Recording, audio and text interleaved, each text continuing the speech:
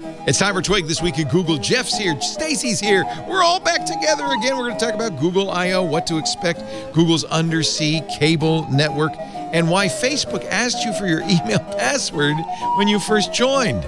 It's all coming up next on Twig. Netcasts you love. From people you trust. This is Twig.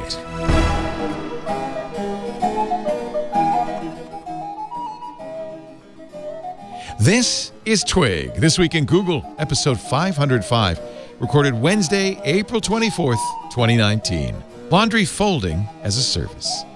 This Week in Google is brought to you by Envoy. Envoy builds beautiful, modern software to help businesses elevate the physical workplace experience. With Envoy visitors, you can greet guests with a welcoming, sleek iPad sign-in app while still protecting your people, property, and ideas. Start your free trial today at envoy.com/twit. It's time for Twig This Week in Google, the show where we talk about the latest from Google. And man, the gang is back. I'm so happy to welcome Stacy Higginbotham back to our microphones. We missed you. She's in her temporary location. That's right. Undisclosed. Temporary for a month. Temporary. Undisclosed. For a month, but still in Austin? Okay. Yes. So the breakfast tacos are still on. They're breakfast tacos. I'm Eat them while you can. You really should be stocking up right now. Oh, I am. Believe me. It's enchiladas, breakfast tacos, and brisket. Ooh, and queso. Yes. My arteries will not thank me. You could probably bring all of this to Seattle, and the Seattleans would be so grateful that you introduced I have really food. thought about this. Yeah. But then I'd have to quit my actual tech job. I'd have to just become a restaurateur. Yeah, we don't want Is you it worth to do it? that. Nope. That's purely selfish on my part. Seattle's begging for Stacy's place. Also here, Jeff Jarvis. He is, of course, the Leonard Tao Professor for Journalistic Innovation at the Craig Nomark Graduate School of Journalism at the City University of New York. Blogger at buzzmachine.com, author of many wonderful books like What Would Google Do? Welcome again, Jeff. Thank you. Thank you. Former TV Good to have the critic. gang together. Yeah. This is the way it's supposed to be. It's been fun, but this is the way it's supposed to be. Let's start with undersea cables, just to make sure Stacy comes back. We can't. So I think I.O., but okay. Undersea cables. Let's do it. No. I want you to be happy, Stacy. Stacy has a thing for undersea cables. Geek out. Only because I can do my Sebastian the Crab impression. No, I will not sing. First of all, I should probably ask you, what is it about undersea cables you like so much? Because it's how you get the internet around the world. Because anything backhaul is inherently necessary and not sexy to anyone. So I, of course, love it. That's that's like the technology I love. It's infrastructure. You love infrastructure. You love getting down into the nitty gritty. So into the weeds or the photons. I'm not sure I'm thrilled about the idea of Google or any company like Google, Facebook would be in there, having so much influence on the infrastructure. But I guess, you Yeah, it's like Sprint, they did this. They started doing this back in 2008 or maybe even earlier because it was all part of their, again, what is their business? Is delivering bits at the lowest possible cost. Right. Why give money to telcos who hated them? Yeah, no. Still hate them. And Jeff makes a great point. I'd rather Google did it than a telco. Yeah. Which is who normally builds these. So this is an image from your favorite place, Telegeography, submarinecablemap.com. This is the Curie cable, a 10,000-kilometer cable that goes from Los Angeles to Valparaiso, which is just northwest of Chile's capital, Santiago. And it is fully Google-owned. Which is unique. These are very expensive to build, and this is the first one that Google's ever built. It has invested in several others along with other telcos, Facebook, and other companies. So that's the first unique thing about Curie. And then it's doing Unity, which goes from Japan to Redondo Beach.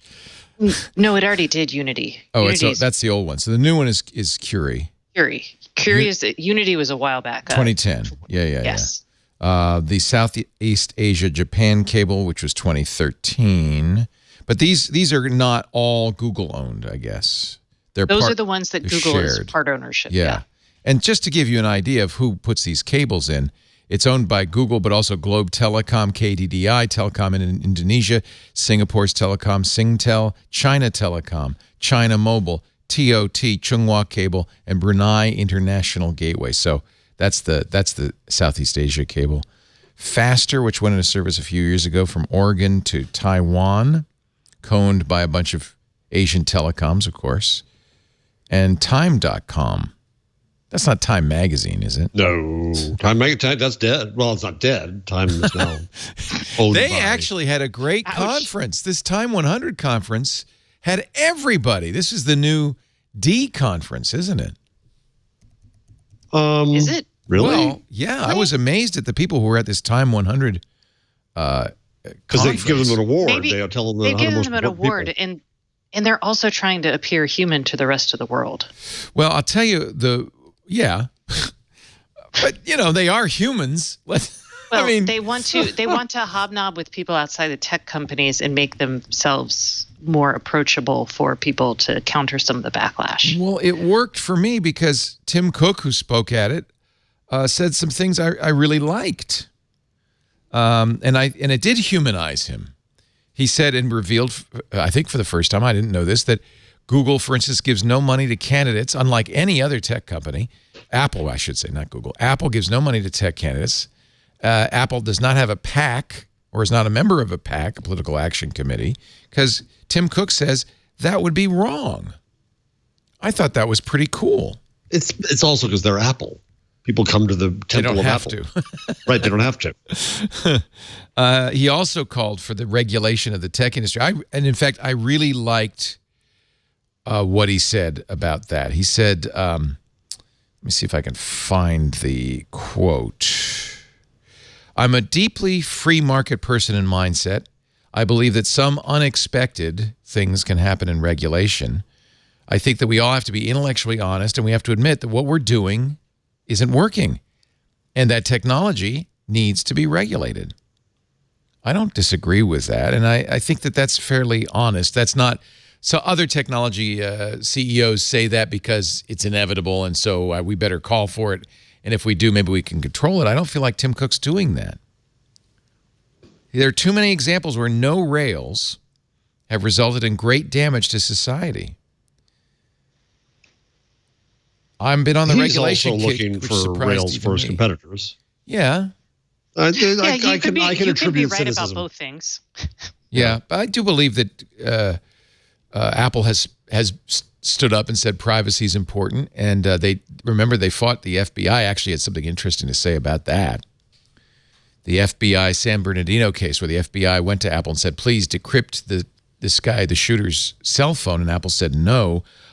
Tim says, I wish that case would have gone to court, to be honest. It was dropped the day before.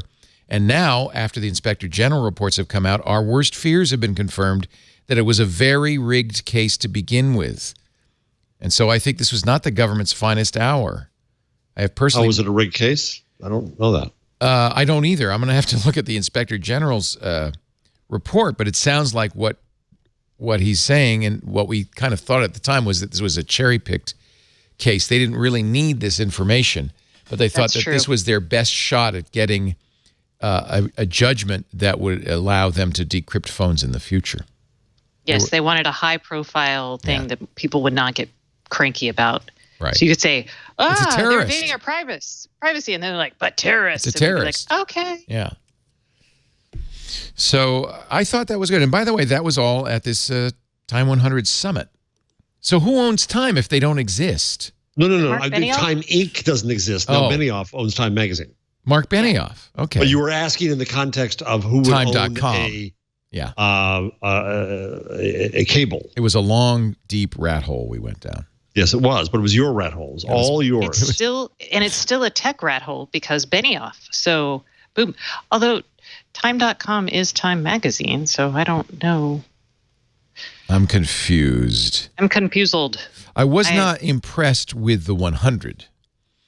because lists are such BS. they always. are, as you know, and That's what this is for. Jeff's been in these rooms, I'm sure, when these lists have been created. It's really a great way to publicize a magazine to get attention. I've been in the room when these are decided. Oh, you have too? I used to work at Fortune. They make lists. Yeah. I used to make lists at GigaOM. Some of these people are important. Some of them are celebrities. Jared Kushner was one of them. No doubt he's important. Nancy Pelosi also important. But some of them may be less. Some of these are advertisers. Yeah. Tyra Banks, really? Shut your mouth. Yeah. Satya Nadella is in there, the CEO of Microsoft. Melinda Gates, Bill's wife, who's been very influential. Kanye. Anyway, it's an interesting list. You're right. These things are really about promotional. Yeah. Yeah. And they're also just kind of, New York Magazine made lists, lingua franca magazines. Oh, really? Was that who started that? New York really did. Yeah. Well, when it was part of the Herald Tribune, I mean. Yeah. And then, so I was in the room at People when we had a cover on Mel Gibson, and my mentor, the editor, Pat Ryan, was just struggling to have any damn cover billing to say. What do you say about Mel Gibson at the time? Now there's plenty to say, but then there wasn't much to say. And she finally just out of nowhere kind of said, "Oh, let's call him the sexiest man alive." Oh, and that started that. became a franchise. Yeah. Oh, wow. But it was just trying to fill in a cover billing. It was. All right. Wow. I was there I love then. those covers. What do you say about Mel Gibson? He's the sexiest now you say man alive. Meanest anti-Semitic drunk, but that's another matter. Here's another one for you, Stacey, because we missed you so much. Oh. Jacquard. Oh, yes. I didn't see the TED Talk, but I was about to. I don't think it's up yet. It. Oh, okay, good. It will be, though, a TED Talk which demonstrates this Jacquard technology, which is a wearable technology. Which was announced 4 years ago. A long time ago. I just want to point that out. Ivan Puperev, who is at ATP, Google's Advanced Technology and Projects division, showed off his Levi jacket, the Jacquard jacket. And this is an interesting graphic involving vegetables, shoes, laptops, I'm not sure. A day in the life of Gemma. Everything we touch. Oh, I get it. It's an image of everything she touched during the day. Mm-hmm. Interesting. Oh, she's got the tray of Indian spices. I bet her cooking is delicious. I bet, looking at this, because a pogo stick, a skateboard, a hairdryer, I bet she's a kid. But this was all the stuff she ate. I don't know. Oh, ate or made? I mean, if you touched it. Do you think she's a chef? I don't know. You don't need to be a chef. This is just every home cook who... Six fish? Yeah. We don't know how big those fish are. Judging by the size, comparing it to the other stuff, they could be like sardines. Artichokes. Yeah, they could be sardines. You're right. We don't know. Herring. She's well off, whoever she is. She's very well off. She has expensive gear. And a jacket that snitches on her, I think, is the impression I'm getting from this image. So I think this was a photo essay taken from an artist. And I think actually what they're probably showing is how you can imbue everyday objects with touch using Jacquard. Imbue everyday objects with technology with Jacquard. Yeah, he actually used his Levi's jacket to control his presentation.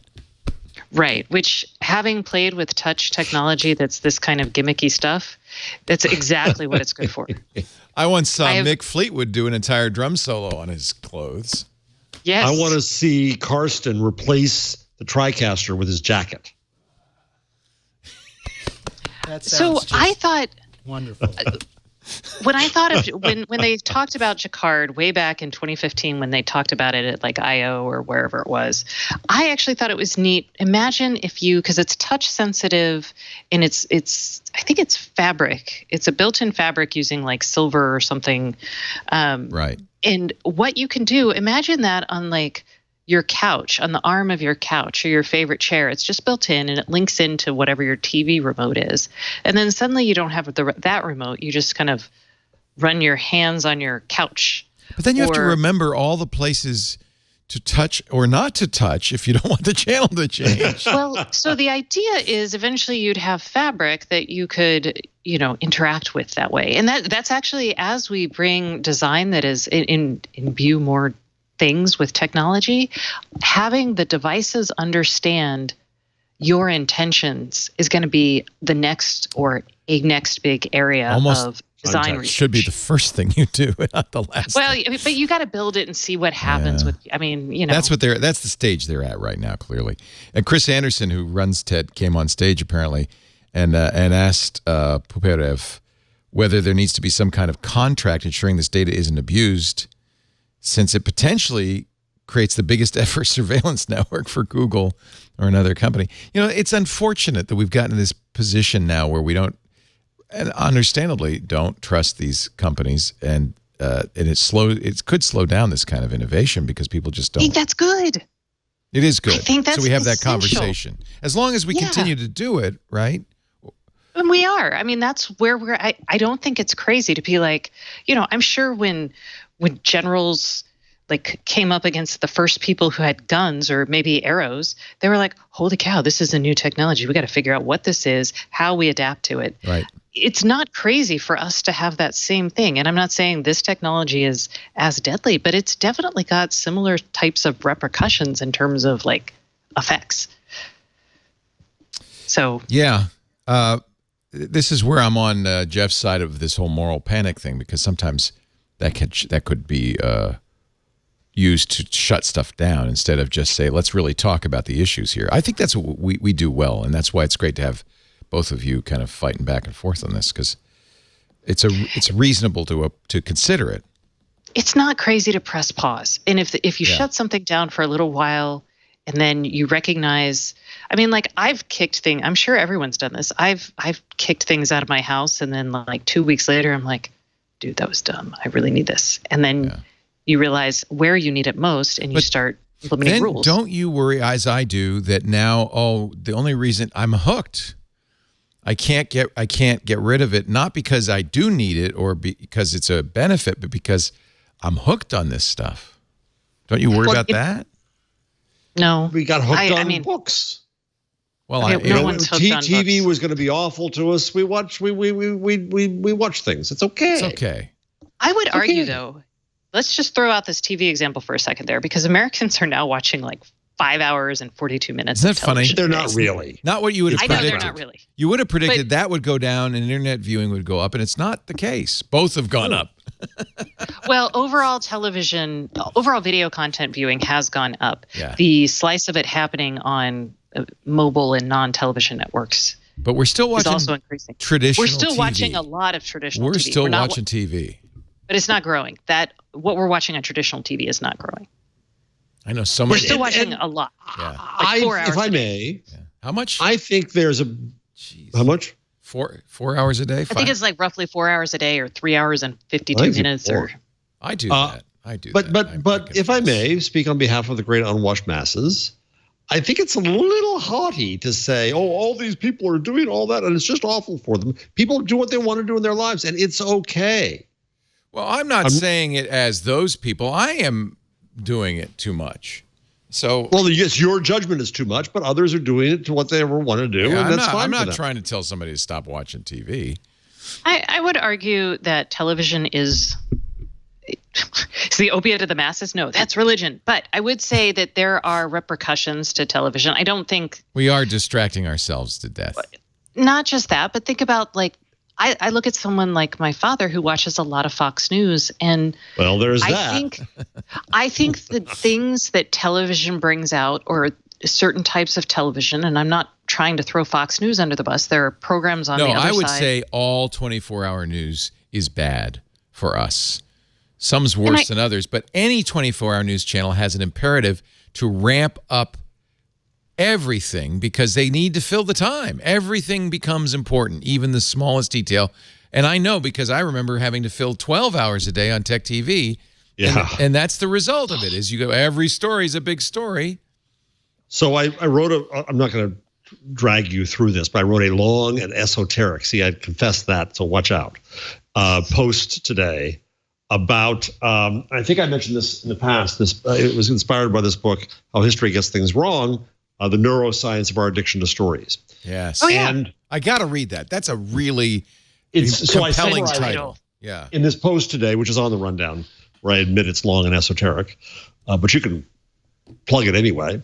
I go through his rationale about this, and part of what he says in there is we love stories, and part of the reason we're addicted to stories is a story with conflict gets the oxytocin going. Yep. And I went into various of the academic. Not that I'm an academic, but I try to play one on TV or on podcasts. Search engines for papers, and started reading through, and it's fascinating. They're doing experiments about whether oxytocin, if injected or if up the nose, makes you more or less likely to connect with other people. Just by the way, we're not talking OxyContin, which is an addictive opiate and a real problem in the United States. We're talking oxytocin, which is, they call it the love hormone. Which is manufactured by your own body. Yeah. And it's manufactured when you have an orgasm. Or nipple so it makes you feel good. Or hello, after you give birth, or when you cuddle a baby, or even when you pet a dog. When babies nurse, it causes the phone to ring. When babies nurse, the stimulating the nipple, that stimulates oxytocin. I always have to get it right. And you feel love, and it's a if you think about it, a great hormone, but it is also an addictive hormone. It's a pleasure hormone. Right, and so things are set up and structured for this. Now you could imagine using it for good, in the sense that so there's this great line I quoted. Hold on, let me get this because I love this. I love this part. Medium. So in fact, this story says it's not attachment that's going on. It's addiction to oxytocin that we interpret as attachment. I love my baby. No, I just want more oxytocin. How did we get here from Jacquard? Did I fall? I feel like I fell asleep for a minute. No, it's moving fast, and I'm going to keep it moving fast. No, because you've got to go get queso or something. I can't remember, but there's no. I'm sorry, you guys. I was like, wait a second. Did I just have a narcoleptic moment? No. Honestly, everybody listening to the show, everybody listening to the show has had exactly that same experience. So thank you, Stacy, for mirroring our audience. Here, let me what shift the hell is going on? Let me shift the conversation just a little bit. Yes. But stay in the same rut. Here comes Harvard. Yeah, Harvard's in. EU votes to create giant biometrics database. They're going to create the Common Identity Repository, CIR, which is fingerprints, DNA, and the idea is it'll be used across borders by law enforcement everywhere in the EU. Boy, that was a from oxytocin to that. Nothing could possibly go wrong. And so I Carson argue is attempting a course correction, but I feel at this point a little whiplash. I'm just going back to things that could possibly go wrong. Okay, what could possibly go wrong? So you really want to know what could possibly go wrong? I got something that could possibly go wrong. If you made queso out of Cheez-Its. Ew. How would you get it? Now down me. It's called Cheez-It Queso Fundido. Liven up your snacking routine with some zesty Cheez-It Queso Fundido baked snacked crackers. So they're making Cheez-Its out of queso, not queso out of Cheez-Its. We're putting the queso back in Cheez-Its. Yeah, that's just does it stuffed with queso? Bet it's like pepper jack cheese. Wait, let me explain. Is it just queso flavored, or is there it pops out in your mouth? This is the weasel word. It's inspired by the taste of chilies, peppers, and scrumptious cheese. What I was hoping was when you bite into the Cheez-It, you get a little burst of queso. Ooh, like a cheesy lava cake? Yeah. Yes. Or that gum that you chew and it's got fruit flavors, it's got cheese, it's got queso inside. My patent. Oh my God. Okay. Can I ask one off-purpose question? And I'm asking this of the queso queen. Could you make a keto queso? In other words, a non-carb queso? Because I could eat that. Isn't cheese not It is, but there's cheese have- flour in it, isn't there, or something like that? No, that's like Yes, a sir? Bernard. No. No, yeah, that's a bechamel sauce or something. Oh, okay. No. Yeah, you're fine. You put milk in your quesos to thin it so it's not like you got to get the right consistency. Heavy cream, cheese, and jalapenos is all you need. Oh, well, there you go. You're fine. Heavy cream? Well, Is Milk or Velveeta cream. That's carb free? No, Velveeta is not free. Velveeta's not really cheese, but it is the key to most Quesos. Tex-Mexi quesos. So Okay. heavy whipping cream is keto friendly, and that's why I choose heavy whipping cream. That in fact, I choose it because it's delicious. so good. It is keto. I found a keto queso. There you go. Okay, sorry about that digression. Back to the undersea cables. No, we went on to Jacquard. And then Karsten tried We're to coming throw back this to my post scary whether you like it or violin not. Let's go back to Mark Zuckerberg's podcast. I wonder what he's talking about now. That What wasn't about Google even I/O? in the show. That wasn't even in the show yet. Then. Okay. I've got to get control. Google I/O? Google It's I/O coming up? is coming up. We're going to be doing some fun stuff for Google I/O. So that will be a week from Tuesday, right? Almost a little. May 7th. Yeah, May 7th. Jeff is going to be there. Jason Howell's going to be there. Florence Ion is going to be there. However, this is how we're going to do it. We will do the keynote. It's, I think, 10 a.m. Pacific, 1 p.m. Eastern, but we'll have to check the schedule for that. We will do a live stream of the keynote on Tuesday. And then Jeff's going to actually brave the Golden Gate Bridge and drive up. I'm gonna put on. He's going to blinders, close his like eyes when he across the drives bridge, over yeah. the bridge. And we'll do a special twig the following day. I'm getting nervous even now. Stacey, you're not going to I/O this year, are you? I am in California. I'm in Anaheim, unfortunately, and then I'm in San Jose on the 9th. Oh, you just So I'm going to be missed on a it. plane during the keynote. I know, I'm terrible. I'm just flying all over California and bypassing Petaluma. Yeah, as usual. That's okay. If you were in the Bay Area, I would totally be there. I believe this is considered part of the Bay Area, but I may be wrong. Really? It's so far. The northernmost finger of the San Francisco Bay All right. is You right got a out point. our door. You got a point. You got a point. Okay, you win. And Jeff, I have planned out a route that doesn't involve bridges. If you'd like me to send that, It goes through Reno. Don't listen to him. It only goes through Stockton and Sacramento. You can go around. Yeah, right. Sacramento. Go around. No bridges involved. So when I was at the Examiner, a reporter named Lynn Ludlow, it's a man's name, got challenged on his expense account for not having a receipt for the bridge toll. So he said, "You're right. You caught me." And he tracked that and charged for the mileage, going all around. That's clever. Yeah, That's clever. Anyway, we're excited about Google I/O. What do you think we're going to see at Google I/O? Will they hand out? I think the rumor is we're going to see the new inexpensive Pixel phone. Exciting. Although, Is it? for one day only, Yes. yesterday, Google was offering half off the Pixel 3. Oh, I should have taken that up because I'm about to need a new phone. Actually, what month is missed it? it. No, I'm 6 months from a new phone. Ideally. Actually, you didn't miss it. $200 off the Pixel 3 and 3 XL right now. So But it was even more. I think it was right? even more, as I remember. $500 off. Yeah. Still, these are usually when you see a company doing this kind of deep discount, it means They're about New to come out with models replacements. are on the way. Yeah. So I don't, what we had thought is this low-cost Pixel 3A would be not a replacement, but an addition to a less expensive version of the phone, trying to broaden the market. This Pixel 3 has been successful. The Pixel 2 did not sell a whole lot of phones. In fact, it sold the equivalent of 1 week's of iPhone sales all year long. Jesus. I still have my 2 and I'm very happy with it. I love my 2. I'm looking for it right. Oh, it's right here in my pocket. You know what? The best part was I could remember. I forgot actually about the squeeze function, and then I squeezed my nice. phone, and it was like, "Ooh, Yeah. I'm gonna stop." They're here. They're here. The family came home. Yay! They didn't family. abandon me. Oh, they love me still. Oh, I'm not stuck here just with Stacy. Oh, she's no fun. She just talks at the wall for hours. Oh, That's they all didn't have she the dog does. with them? The dog is announcing their arrival? I thought maybe she's the dog... no, she's announcing their arrival. She's crazy right now because thunderstorms and the move. She's just But the neurotic move as all is, get. you know what the hell to do? Yeah. Isn't it funny how animals kind of sense that something disruptive is happening and they... Well, we put her in a new house.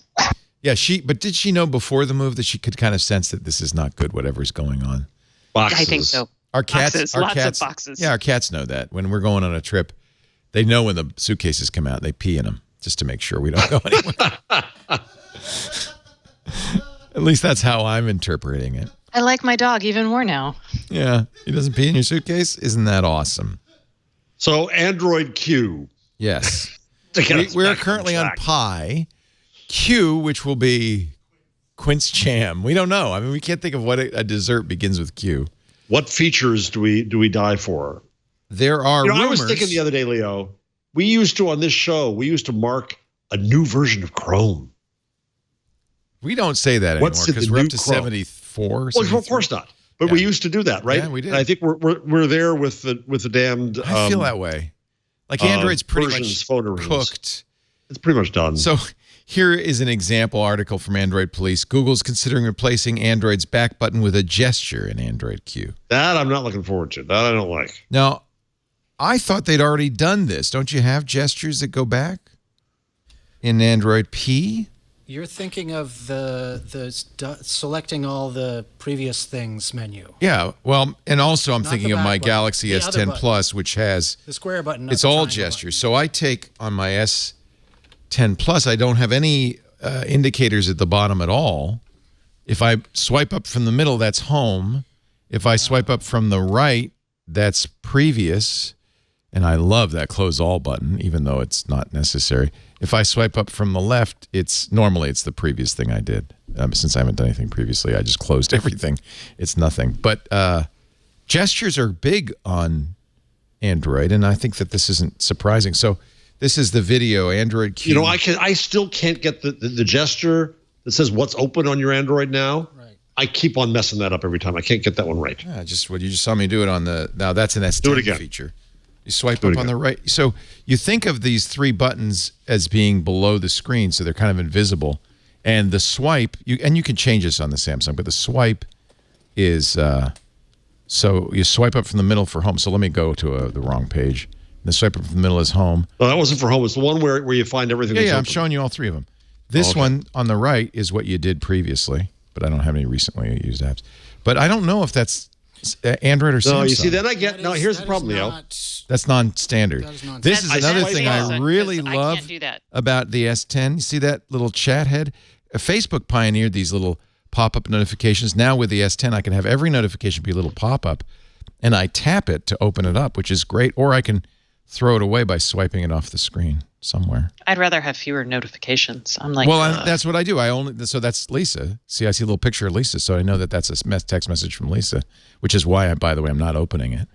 In case she's yelling at me or something. She thanks you for that. Okay, let me now see what she said. Actually, let me show you, because I also have one from the New York Times. So when I tapped Lisa's head, it opened, and so I can see there's also a news thing. I will tap that to open it, and then it opens as a window, and which I can make full screen, or I can shrink away, or I can close away. I think that's a really nice. That's a Samsung UI feature, but apparently that will also be in Q, or something similar to that will also be in Q. This is the just if you want to see the gesture. This is the version Q gesture. You see that? He just swiped up. He's swiping left, right. I don't know what he's doing now. Nothing's happening. It lets you swipe from the edge of the screen to go back, just as you would on an iPhone 10. iPhone kind of did pioneer this. They had it. So it's not enabled by default in the current version of Q. You have to use some ADB command. Okay, this is geeky. Some ADB commands to turn that on. That's something very XDA developers. Whoa, what is that? Command lines. ADB shell settings, put global prototype enabled 1. ADB shell settings, put global squick, blah, blah, blah, blah, blah. I love how Stacy is riding her own pot for the dog. Wait, where do you do that? Where do you go to do that? So ADB, which is the debugging interface, You plug your phone into Okay. Windows or a computer, and then you can run the ADB program, which you have to download separately, and then you can issue commands. That's how you also root it. You've probably done it because if you've ever I've rooted my phone, Yeah, but I usually wasn't you root like it with ADB. 100% sure what I was doing. That's the Android developer. Kevin was helping me because he's so nice. I'm not, I don't normally care that much about the rumors about what the next version of Android is going to do, because they may or may not do it. It's one of those, you can spend a lot of energy, and I got this from doing an Apple podcast for so many years. You spend a lot of energy on rumors that never happen. Well, and it feels like, I'm thinking about the things in tech right now that I'm excited about, and they are not things on my phone. And part of it's because I'm an IoT person, but I'm even thinking about things like VR, and I'm kind of like, well, interesting. NAB, the big National Association of Broadcasters conference, which ended last week. In years previous, last few years, augmented reality, virtual reality, huge. Not at all. Hardly at all. Right. And I think that portends something. Now, F8's coming up. Are you going to go to F8? You usually No, do. I'm not now. Not now. Not now. They will announce their new standalone Oculus. So there's still, people are still making these things, but I think that the interest in it has somewhat died out. It's just a lot of mishigas. It's like 3D on TVs and in movies. Yeah. Yeah. It was a big thing, but it didn't. Surround, what do we call it? Quadraphonic. Yeah, Actually, that's back, though. We all have Dolby Surround now. Yeah, that's true. Bob Heil, the host of our ham show, invented the joystick that the Who used in Quadrophenia to pan the music all around the concert hall. That's claim to fame. He also, as long as we're talking claim to fame, he also invented the mouth organ that Peter Frampton used in Wow. Yeah. He tells the story. It's a great story. Peter Frampton's wife came to him. Bob was a well-known rock and roll sound guy. Came to him and said, I want to give Peter something for his birthday. Do you have any ideas? And Bob said, yeah, I can do this. And he built this thing that takes the mouth cavity, plays the sound from the guitar into the mouth cavity through a hollow tube, and then you keep your mouth near the microphone and go like that, and the sound comes alive. And Frampton came alive as a result. Wow. That is some geeky stuff. Should we talk about Twitter? Sure. Jack Dorsey in the Oval Office yesterday. Hold on. Was that all we expect from I.O.? See, it's a major ADD week. It's squirrel. Well, what else might we see at I.O.? I don't actually have any more stories about what we might see at I.O. There's questions about, are we going to do stuff with assistant? Yeah, so Duplex getting better, more assistant voices. Oh, my God. They'll probably show more of Duplex, although remember how much heat they got from showing Duplex making restaurant reservations last year. And then everybody said, you ought to tell people when you're doing that. And apparently they are rolling it out still.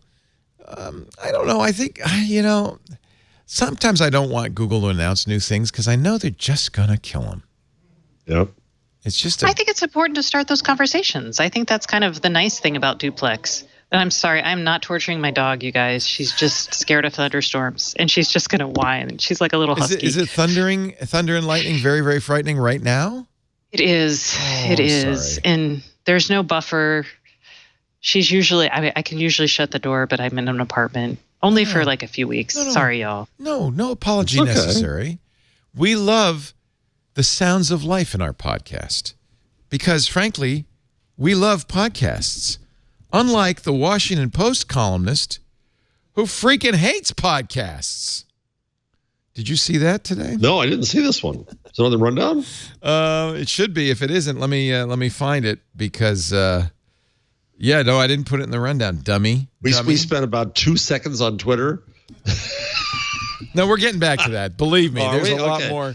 There's a lot more. We're hitting the back button a lot. There's a lot more. We hit the back button. We did. We hit the back button on this one. This is squirrel. This is more like I don't know what this is. This is more like a minor digression to make time for Stacy's dog to get over its fits. Are podcasts killing music or just wasting our time? This is your choice. Killing music or wasting time? Oh, Which is a music thing, right? Okay, it's a pop music critic named Chris Richards. He says, I'm about to kick a hornet's nest, and if this were a podcast, you would now hear the crunch of a boot perforating a hive, following by, I don't know what podcast he listens to. Have we ever sweetened our podcast with sound effects like that? I don't think so. He says he thinks podcasts are... Radiolab. Radiolab is what he's talking about, yeah. This is the problem. He listens to the wrong podcast. I think they're tedious and samey and sedative, and when I'm feeling especially cranky, I consider them an enemy of music. Most podcasts are conversations for people to eavesdrop on, yes. Now this is where he's really cutting to the quick. Recorded talk that precludes real life talk about real life. What does that mean?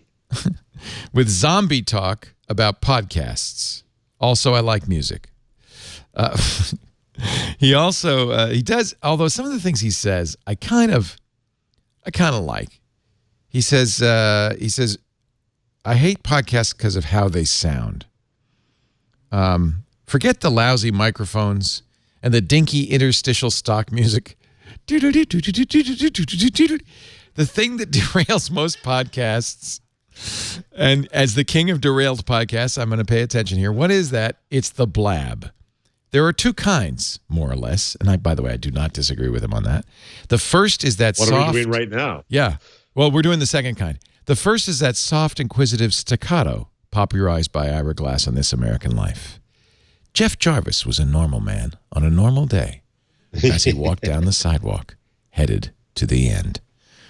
The source from which so much pod voice appears to have sprung. The second podcast mode, this is ours, by the way, is performative in a different way, and you hear it on most round table podcasts. A tone that people use at parties when they want to be heard by people that they aren't necessarily talking to.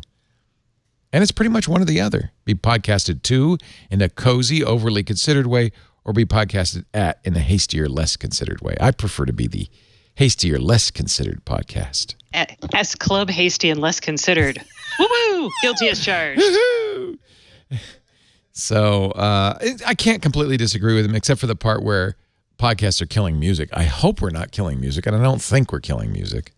And I think there's a place for people who can listen to a good podcast, or for a lot of people, a good podcast is like listening in on your friends have a conversation about something. I think that's what our shows are. At least we're trying to be. Yeah, and I think there's a place for that for people, especially if you don't have friends who are necessarily interested in the same things you are. So, like, I don't know. I listen to people talk, like, I listen to podcasts about like pop culture and stuff because I don't really have a lot of friends where I can sit there and talk about the latest in fashion with. You know, and I like them. Podcasts are and just I still talk to real people. One more way, and in this case, a very, I think, democratic, egalitarian way of sharing ideas and voices, in case of podcasts, voices that are often not heard elsewhere. Mm-hmm. And they're very intimate, and I think a lot of people, certainly our listeners, spend time listening in the car when they're on their way to work. We compete with audiobooks. You could say audiobooks are killing music. We compete with all kinds of different ear entertainment. And I think that's good. You have a lot more choices when you're sitting in your car stuck on the 404 than you used to, which is great. And listening to radio voices telling you the next song. It was awful. Broadcast radio was terrible. It needed replacing. I don't know. There was radio killed music.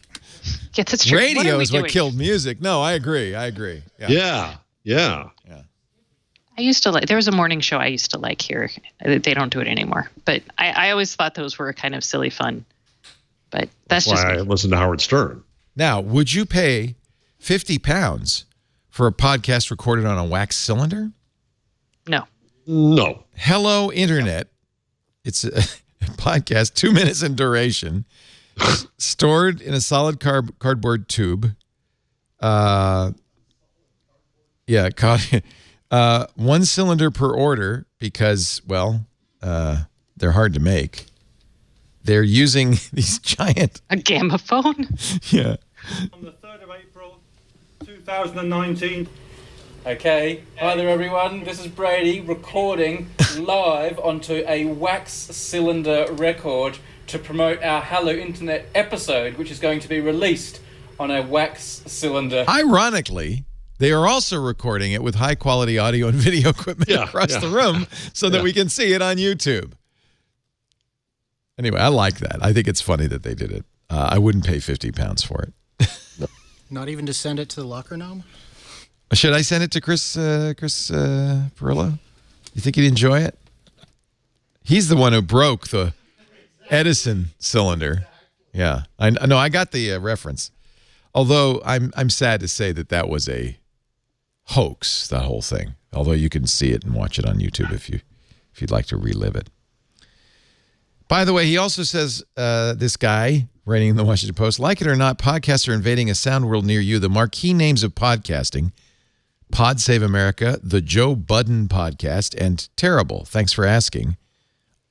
I'm familiar with one of them. And many others are currently appearing on actual marquees, bringing their discussions into nightclubs and theaters, usually dedicated to live music. How dare they? Okay, I will say I went to a Wait, Wait, Don't Tell Me broadcast. Awesome, right? Awesome. Awesome. It's so much fun. Was Carl Castle still there, or he had passed away?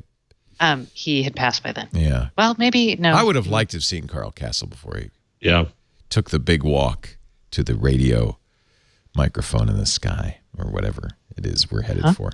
Huh? All right. Okay. Take a break. Then we will talk about Twitter. Then we will talk about, I'm actually saving my outrage because there's some outrageous Facebook stuff. Outrageous. Oh, wait. Can we also talk about the Galaxy Fold?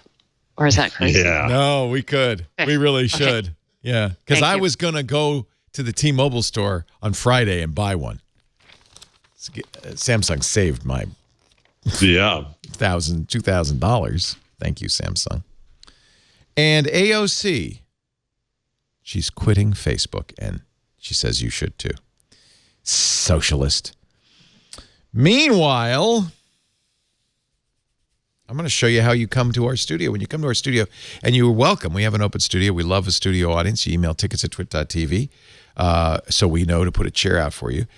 In the past, when you've come to our studio, we have handed you a fairly long, double-sided document, a legal disclaimer, and required that you read through it, sign it before you enter our studio. We have simplified the process considerably, thanks to Envoy, which is an awesome iPad app designed for signing people in. This is Envoy Visitors. They have other apps as well. In fact, there's a delivery app that the delivery guy, the UPS or FedEx guy, can say, show what he's delivered, and then it notifies the employee that their package is at the front desk. This notifies the employee that their guests have arrived. It's nice. See, it has our logo. You tap to sign in. You put in your name. It's completely replacing all that paperwork we used to do, or the paper log book that's completely useless. You could sign in unlimited visitors. You can, if you want, connect it to a printer, print customized badges. You could set up VIP names. You could say, if Jeff Jarvis signs in, please sound the alarm and get everybody down the hall to welcome him. And it will even, for security reasons, notify administrators about unattended guests. When visitors arrive, they sign in on the kiosk. They enter their details. They sign any legal documents, NDAs, right on the iPad. Envoy will then notify their host automatically, and it uses all the tools you probably already use, like Slack or Box or Salesforce Chatter or G Suite. So your employee knows a guest is there, so you don't have to call them or anything. They come down the hall. By the way, no more awkward meetings coming down the hall, not expecting somebody, and there he is in the lobby. You don't have to worry about that either. You'll boost your office efficiency. You'll add to security without intimidating your visitors. In fact, visitors, we know, because we've used this for a while now, love it. It's a great way to make your office both more welcoming and more secure. And it works for all companies of all kinds, even those in highly regulated industries, because it meets security and compliance requirements. So many companies, Nike, you see the Nike swoosh, Mazda, Weight Watchers, Pinterest, Slack, L'Oreal, and Twit. We all use Envoy to welcome over 30 million visitors so far. Protect your people, your property, and your ideas the welcoming way with Envoy. 10,000 people, 10,000 workplaces use Envoy worldwide to make a great first impression. I love it because we didn't have to buy additional hardware. It runs on a normal iPad. Envoy is the software, and you just put it on any iPad, and most of us have a few iPads lying around. Envoy.com/twit. Start your free trial today. Welcome to the modern lobby with Envoy. Envoy, ENVOY.com/twit. Thank you, Envoy, for your support. Thank you for supporting us by using that URL if you want to check out Envoy. It really is great. Just love it. I've been actually looking for something to do this ever since we started having, we have a guard at the front desk and we have a big sign-in process. And you have to these days, unfortunately, for legal and security reasons. But this really simplifies it. Galaxy Fold. Man, it was so funny because the first initial thoughts as the Galaxy Fold started to go out to reviewers like Steve Kovac and Marquez Brownlee, Joanna Stern at the Journal, and Dieter Bohn, Mark Gurman at Bloomberg. They started the first day. They go, "Oh, I get it. This is exactly what you want a phone to be: simple and small for the basic stuff, but you can open it up and get a nice 7+ inch screen." That was day one. Day two, it broke. For different reasons. So Marquez Brownlee and Stephen Kovac removed a plastic coating on top of it, which I don't blame them for doing. When I got my Galaxy S10 and many Samsung phones, they have a pre-installed screen protector. I don't like screen protectors, so I peel them off. I did that on my S10. Turns out that wasn't a screen protector. That was well, it was in a way. Well, it literally protected the screen. Here's iFixit's article about this. It was necessary. See, the problem with flexible screens, they have to be OLED screens. They're very fragile. So they have a layer, they're plastic, so they have a layer of plastic on top of it, but they're also sealing it. And this is the other problem with the Galaxy Fold, according to iFixit. When you close it, when you see that hinge, you can see that that the screen is not fully sealed. And that was the problem Dieter Bohn had at The Verge. He said, we think what happened, when we take pictures for our reviews, we use a little molding putty underneath the device to hold it in place or hold it up. We think that got into the hinge, and then that caused a protrusion on the screen. In any event, when you send out, I don't know what they sent out, a couple of dozen, we didn't get one, but I know a lot of people did. In fact, Renee Ritchie said they had 2 at Mobile Nations. When you send out, say, a couple of dozen phones, and half of them get broken in the first 2 days, you know you have a problem. Samsung said, okay, we're not going to launch that phone Friday. We're going to step back and figure out what's going on. So, I wonder how many they made. I was impressed because Samsung originally was like, we're not delaying the launch. And then like a few hours later, they're like, oh, yeah, okay. They had to. Well, that's what everyone, because that's what I thought. I was like, wow, this is, it's pretty You don't want bad. the Note 7 thing all over again, right? No. Well, they had to recall every single Note 7. Yeah, these phones weren't blowing up, but yeah, it was still bad. You would still have to recall it if you found You it. would, They had to especially brick at them to stop $2,000 people a from pop. using them. Yeah. So AT&T representatives say June 13th. So it's not that long. It's a month and a half later. Samsung says, no, we haven't set a date. But AT&T is adamant.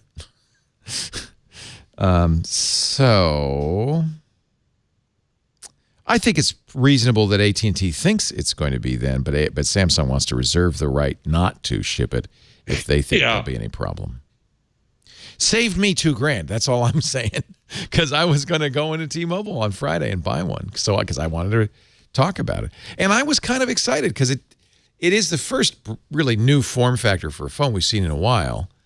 I was super excited. I was so bummed when I started seeing this. I was like, Yeah, me too. I really want to see, again, new form factor. And I really thought they had it right, I guess. I was like, Samsung wouldn't put out something that wasn't, engineered and considered. This isn't like, what was Andy Rubin's company? I can't think of it right now. Essential. This is Samsung. They know what they're doing. But no. Well, and that is a bit of a question. I mean, how could you not see this coming? Did you never let it out of the lab? Didn't you give it to employees? Apple does this. We know because employees have lost phones. Other companies do it to take into the wild and use for several months before you ship the phone. They must have. So it's puzzling. Is it just because the cover was taken off by people? No. Or no? Okay. There was another one too. There were several. I thought there were a lot. Joanna Stern started to peel hers back at the Wall Street Journal and then said, maybe not. Marquez Brownlee and Stephen Kovac said, yes, we took it off. But Dieter Bohn did not, and his still got damaged. And Mark Gurman didn't. Mark Gurman didn't. So there's a problem. And the problem is probably that stuff can get in under the OLED screen. It is super fragile. And that's that's kind of like super fragile Kabbalistic expialidocious. It's super fragile, and you don't want anything to get in there. And so one of the things Samsung said initially is, well, we're going to put a big warning on there. We should have told these guys, or there's a debate about whether they told the reviewers not to, but we're going to make sure that everybody who gets his phone knows, don't remove that. That's part of the screen. By the way, I mean, so does it lock open? Oh, I don't know. Oh, when you're working with it? I don't think so. When you want to watch a movie or something, do you have to hold both sides open? I always wondered that. I don't know. And then I also read a number of commentaries about the fact that everybody has a different way of closing it. There's no obvious way of closing it. Don't you just do it from fold the it outside, like a book? or Well, some people might do it like that. Some people, Samsung, when they they have this testing machine, does it. In the testing machine, it's even pressure along the entire, the machine is not a good, it's not, people are not going to do that. They're going to whack it closed, right? Yeah. Look at how if you have a case like I have here, which is a case of cover, there's lots of ways of closing that case, and I probably use all of them. If I'm holding the phone like that, I might do that.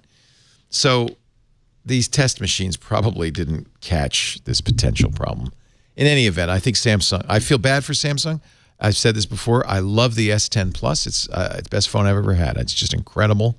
And I was really hopeful. And I was willing to set, of course, I have a budget for this. This is my job. But I was willing to put aside $2,000 to get this phone. I was willing to support you spending $2,000 just to see. Okay. So there you go. Anything else you want to say, Stacey, about it? It's sad. Yeah, I'm just disappointed. Yeah. It's not over. It's sad. You know what else is disappointing? Sprint settled with AT&T over 5GE. And AT&T is continuing to use the 5GE label on their phones. Sprint sued saying it's blatantly misleading, but at some point settled. I don't know why they settled. I don't know why they sued if they planned to settle. They didn't settle in a way that kept AT&T from using it. I think it hurts AT&T, honestly. Although but no, it didn't. I mean, remember again, HSPA Plus that did not hurt them. No, people aren't that techie. I just had someone ask me about what was it?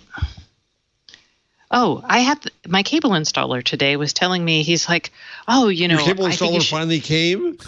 Finally came, yes. I saw the dog waiting for the cable installer. Sorry, but this is more important news. Was that I saw Twitter? The dog waiting for the cable installer. I miss all the good stuff. Yeah.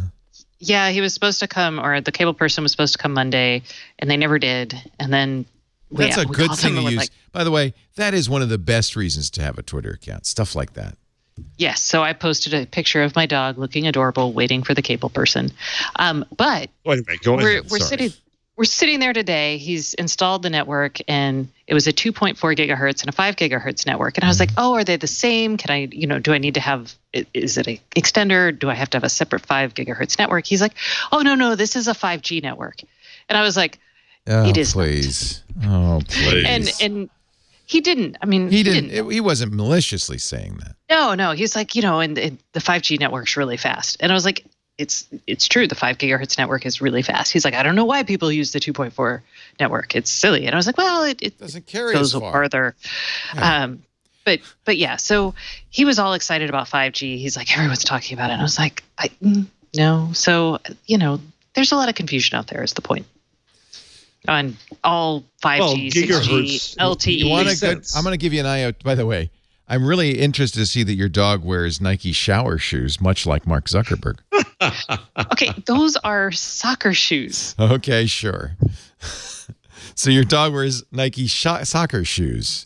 Adidas, I mean, not Nike. Yes. Adidas, yeah. Very important to get the brand right. It is. It is. She doesn't want to get a ringworm in the shower, I guess, or whatever it is that those prevent. Here is an IoT tip you can use in your newsletter. I had somebody call the radio show and say, some of these IoT devices don't work with 5G, but this is the case for me at home. We have a 5G and 2.4G, but they're the same name. And some IoT devices are 5G. Did I say 5G? 5 gigahertz. You just did. 5 gigahertz. 5 GHz. You just did it. Leo is the cable installer. So, lady, I'm telling you, you got your 2.4G. He's and you even got your the suspenders. 5G. It's perfect. Some of this stuff works with 5G. 5 gigahertz. You know what I'm saying? I have to say GHZ. All right. So 5 gigahertz. Gigahertz. Just call it AC. Well, AC is both. So anyway, 5 gigs. These are not HC routers, by the way, or AC routers, by the way, Karsten. But keep going. So sometimes the IoT device will join the 5G network, 5 gigs network, and not work. And so somebody called the radio show and said, well, what do I do about that? Then a guy called in and said, I got a solution for you. It works for me every time. You start walking. And you get so far away that the 5 gigahertz signal does not go as far as the 2.4, right? So you get so far away that the 5 gigahertz signal is so attenuated, your phone joins the 2.4 gigahertz, then you pair it up. That's actually a really good idea. Isn't it? Put it in your newsletter. I'm telling you. Kevin and I have talked about this. It's actually a very common It's a conundrum. question. Yes. It's not because, well, there's a couple issues. Not every Google Wi-Fi is actually a huge perpetuator of this problem. My Eero stuff almost always works with every device. Eero does it right. No, I agree with you. Eero does it right. Yeah. Yeah, Google Wi-Fi is funky, and a lot of them are funky. A lot of them don't. Orbi, do it right. I think, is funky. Velops isn't funky, but yeah, there is, and part of it is because what? We should have a funky, not funky list. I think would be really good. So we could, put that in your newsletter and smoke it. Pass, no pass. Pass, no funky, not funky. So yes, that is a excellent pro tip, and I will put that in the newsletter. Actually, we'll share it on the podcast. Pro tip, yeah. You don't have to give me credit. I always give credit. Credit where credit is due, man. Well, I should give credit to this listener who called in. I don't know his name off the top of my head. I am really disappointed. We were talking for years. We've been talking about the laundry folding robot. Right. Sure. They just filed for bankruptcy. Oh no. Laundroid. Oh, there's a new laundry folding robot, and the fun part about this one is that it's the robot with hands, but when the time comes and you want to fold your laundry, you tell it, and a person comes and operates the hands. That's called a maid. So it's like a mechanical Turk that folds your laundry. It's $3,000. It's in Japan, and it's kind of an interesting concept because basically it's still a robot, still folds laundry, so you don't have to. It's laundry folding as a service, backed by a human being somewhere in the world. Laundry folding as a service. We call that wash and fold. I mean, it's like labor arbitrage, basically. Yeah, you could have someone in the Philippines come over and fold your laundry without actually ever leaving their house. Anyway, if you've been waiting for the laundry folding robot, anxious to buy it. By the way, only $16,000. Yeah, see, that one the new one's $3. $3? No, pound? 3,000. Oh. 3,000. Wait a minute, and you still have to pay somebody to fold your laundry? No, that's part of the $3,000. Oh, it includes. Well, how many hours of laundry folding? I did not investigate that. Is there a person in the box? Where's this person? No. They get in and Turk. teleoperate. Yeah, they teleoperate it. Oh no. oh Yes. no, this must not No. succeed, because then I imagine an office building somewhere outside of Phoenix with thousands of people in little cubicles wearing visors, folding your laundry with joysticks. But that's not. But what if it was like the Japanese robot cafe that's operated by That was interesting. Handicapped people. handicapped people? Who, Yeah, so this is kind of like, let's see, where should I put this? I'm going to try to put this in the show notes somewhere, but I don't know where. Governments, changelog, other. Put it at the bottom. Put it at the bottom. All the good stuff's at the bottom. Oh, here. Laundry bot. Oop, I put it in the wrong place, Karsten. I'm an idiot. There we go. Oh, this has been a fun show. That's I the like perfect it. place I for like it, actually. it. It's giving me a headache. Is this Well, so show I- is? I'm sorry. Yeah. We're all The reason on the map. this robot laundry is exciting, and I wrote about this a couple of weeks ago, is there's a big trend towards teleoperations of all kinds of devices, from autonomous cars to ferries to even drones. So like Google, actually, just to bring it back to Google, because I love y'all like that, their wing. Okay, first of Alphabet's all, wing there's a pilot. guy holding the plug, feeding out the wire to the robot so that it can walk You need over. your own to gaffer. You need a gaffer robot for the gaffer. robot so it can walk over to the washing machine. Wait, no. Actually, what we need is a robot, a teleoperated robot, to gaff. Then there's another guy holding a laundry basket, also following the robot. Carefully. The robot, by please. the way, was twitching its fingers. This is not going to work. The robot is... Both of those guys could be replaced by more robots. That's all I'm saying. It's robots all the way down. All the way down. Why don't we just make a washing machine that folds your laundry? Another That's too guy is hard. bringing Just wear out a laundry hanging T-shirts. device. Oh my God! Well, this is a demo. This is it. This In your is house, the answer you to would the set joke. things up. How many engineers does it take to fold a T-shirt? Apparently, 3 plus a robot. So, and this guy is your remote operator, I believe. Yes, I see him there. Yes. Well, so you know the reason why laundry folding robots are so hard, right? It's so difficult to do Why? because it's very hard. A computer can be trained to do one specific object really well, right? Or one specific thing really well. So it can pick up an object of the same size and put it in the same place every time. What's hard is when you do laundry, there's different size things. So it's like, I don't know, it's finger grasping, can't always grasp the things correctly. And when you fold it, Oh, it's so that's hard. requiring. And everything's I mean, different. There's no standard. I want to see this demo on Shark Tank. I think this would be an awesome demo. By the way, incidentally, I hope we don't get the Yugo Corporation taking our video from today down. Oh, If our we video mocked is taken down by a laundry folding robot, that will, in fact, be the day I quit podcasting. would that be your 3 strikes? That's the 3 Don't you get- strikes. No, we haven't. We don't have any strikes because we always appeal, and they say, "Oh yeah, we're right. You were right. We shouldn't have." So, Google Walkout organizers are saying they're facing retaliation for organizing those walkouts. Some of them have been demoted. disturbing. Yeah, this is. Well, now let me ask you this question though, and maybe it's because we're in California, which is an at-will work state. But honestly, if our employees decided to hold a walkout.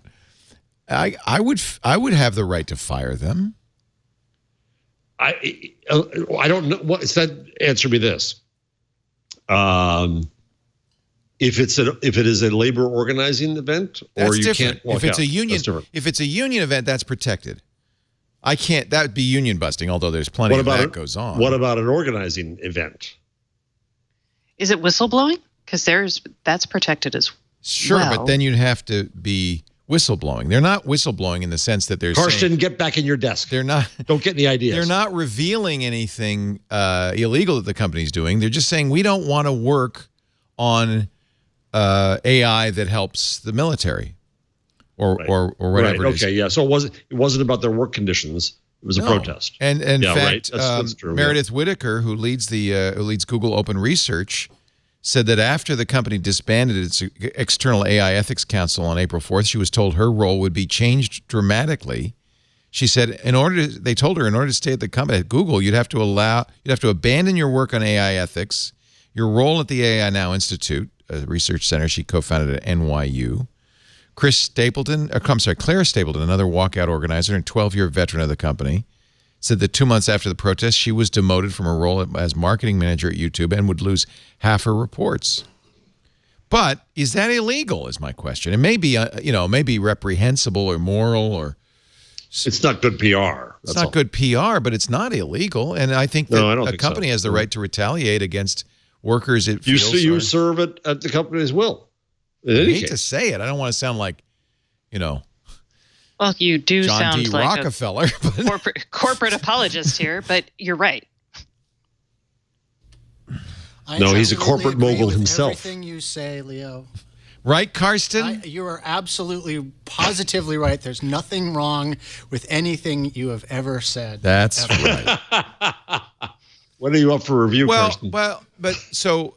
There's James Damore, right, who wrote that reprehensible memo and did get fired.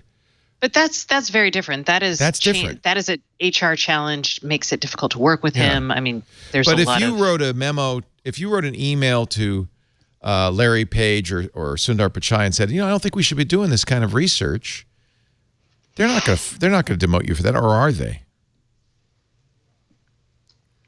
I don't know. I don't know. Probably not, because they haven't been seen at the Googleplex in a while. So it would be someone else. Yeah. Anyway, I bring this up. I think we've got one of these on Tech News Weekly on Thursday, so you can get more of the story. One of the demotees. Ah, okay. One of the organizers of the Google Walkout. One of these employees at Twit who is no longer working here. No, I wouldn't fire an employee for doing that. I might. Well, there you go. See? Like, if Kevin's watching, he's on notice. There was, remember when we had the total eclipse and everybody went out to see that? Mm-hmm. All three of you? It brought the operation to its knees for 30 minutes. So, the Twitter CEO goes to the White House. Mr. Dorsey goes to the White House. After sending an email to his employees apologizing, in effect, he says, we meet with a lot of heads of state. We think it's good to have a conversation. I know, Jack Dorsey wrote, some of you think I shouldn't, but in the long run, I think it's good to meet heads of state in order to listen, share our principles, and our ideas. Like he's going to listen? What do you do? So apparently, according to people in the room, because it was a closed-door meeting, there was no press, but some people leaked that the primary topic of discussion for the half hour was President Trump saying, why am my Twitter follower count going down? Can you do something about it? And Dorsey said, well, mine went down too because we're getting rid of bots. It's normal. It's not... no, but those are my Russian friends. Yeah, really. They're the ones who got me elected. Yeah. You can't get rid of them. Trump had tweeted right before the meeting that Twitter was playing political games, tampering with his nearly 60 million followers. This is the Washington Post. A significant portion of the meeting focused on Trump's concern that Twitter quietly and deliberately has limited or removed some of his followers. Trump said he heard from fellow conservatives who had lost followers for unclear reasons as well. Twitter long explained follower figures fluctuate. I've lost several 100,000. I think. No, 50,000. You quit your account. I reinstated it, but there's a long story there. I didn't kill it. I just took a break. Paused it.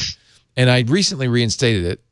Although I go back and forth, as obviously, because every time I go on there, I go, well, it's not that valuable. I'm not sure I really need it.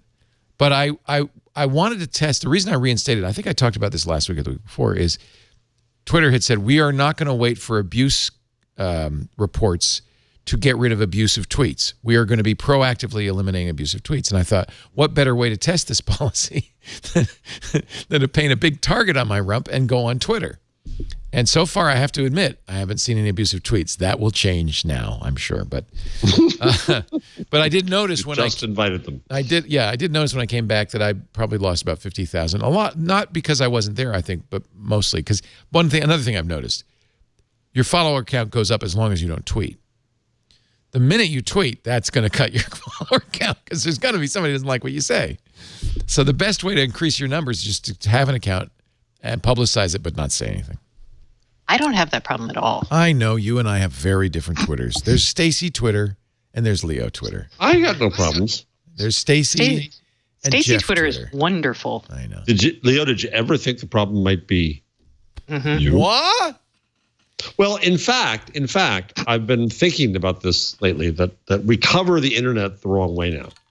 The internet has become so much ingrained in what we do that we should be covering the people who are on it, not the technology. Right? Whether it's Sri Lanka or whether it's anything else, we're covering Facebook as if it's an entity. No, we're covering the activities of people. And well, that's the difference between you and me, because the heritage of what I do has always been with the technologies. We were not specifically, whether it was Tech TV or early days of Twit, we were specifically not interested in people. But we were covering machines. You have no hope now. You have no hope now. That's the problem. Well, that's what's ruined everything is people have gotten into the machines. People entered your world. It's the people like are in the machines. Beautiful Galaxy Fold and somebody put some people in it. Yeah. That's your problem. There's your problem, Leo. In a nutshell. Yes. Well, and incidentally, that is a long-standing kind of evolutionary step in all technologies. I think I often compare it to the days, and you remember this, Jeff, in the early days of hi-fi. You had all these hi-fi magazines, and it was all about the hardware. It was all about, how much power you could get without distortion and all this stuff. And then around about the 60s, when Rolling Stone came along, it suddenly started becoming about the stuff you played on the hardware, not the hardware itself. Hi-fi magazines went away. Rolling Stone and other magazines took over. And that's exactly the shift I think that's happened in technology, where in the early days of technology, we were talking about speeds and feeds and processors and hard drives. But it's even more than that, because it's not the producers of the music, it's the listeners of the music. Yeah. Right? It's the audience, it's the public. Well, that's interesting. Has now entered into your world. And so it's not the tool, it's what it's being done with the tool. It needs the coverage. Right. Right. So and there's a great that post. is very true, Jeff. Sorry. That is good. Oh, can we mark this in the history books? Carson, can you put that in the history books? Stacey just ganging up on me. Yes, we are. There's a great post I put up on the rundown. One thing they agree on, Leo is the problem. I put a great post up on about the UK online harms report, which we talked about last week, in which he said that basically what the UK is trying to do is to pass an omnibus law against bad behavior without defining bad. Right. And because people are thinking it's the technology. No, it's people. No different. It's Soylent internet. Yeah. It's right. And that's the problem. Yeah. And we're not thinking it that way. Is this the Europe Against the Net post? No. No, that's an older one. That's much older. No, it's not my post. I think you should call it the Soylent Internet. Gross. It's made of people. Where to put under government? Maybe under government. But you're right, and this is the point. I mean, if you want to, this is why we need to have government regulation / a conversation about what this means for people, and this is why diversity is so important now in tech. Yes, and people still don't want, because you're affecting so many different types of lives, and you need to have those perspectives in here, because you need to have your tools and services be reflective of the people that will use them. Otherwise, you build stupid stuff that either nobody likes or a small segment of the population likes, and you think it's all that in a piece of cake, aka Twitter. Did they just change everything about Twitter? Did that just happen? Yeah, you must have the new UI. Are you looking at it right now? I have the new UI. Yeah. Okay, people are complaining. They always complain. I'm not complaining. I'm just like, again, I've been moving, so like, did I just blink and Twitter changed? Yes, the answer is yes. Okay, they do that a lot. I don't know if that's really what somebody was complaining about not being able to edit a photo. I didn't know you could edit a photo on Twitter. Oh yeah, you can edit all kinds of photos. What? I did not edit the photo of my dog though. I should have cut out the slippers. So the Pew Research Center on Internet and Technology, they are constantly doing surveys. This one, 2,791 U.S. adult Twitter users who are willing to share their Twitter handles. Survey says U.S. adult Twitter users are younger, not much of a surprise, and more likely to be Democrats than the general public. Because they're younger. Most users rarely tweet. The most prolific 10% create 80% of the tweets from U.S. adult users. Hello, journalists. Yeah, and they're probably all journalists. A large majority of tweets come from a small minority of tweeters. Here's what's wrong with the logic behind this survey, if I may. It treats, of course, how do I say this? It's treating Twitter's creators, Twitter's people, as if they're a mass audience that all see the same thing. So to say, it's what always drives me nuts when I see a headline. Twitter says, there's no such thing. Nobody sees the same Twitter. Nobody sees everybody on Twitter. The fact that the total makeup on Twitter is meaningless, utterly meaningless. Because it's what you see.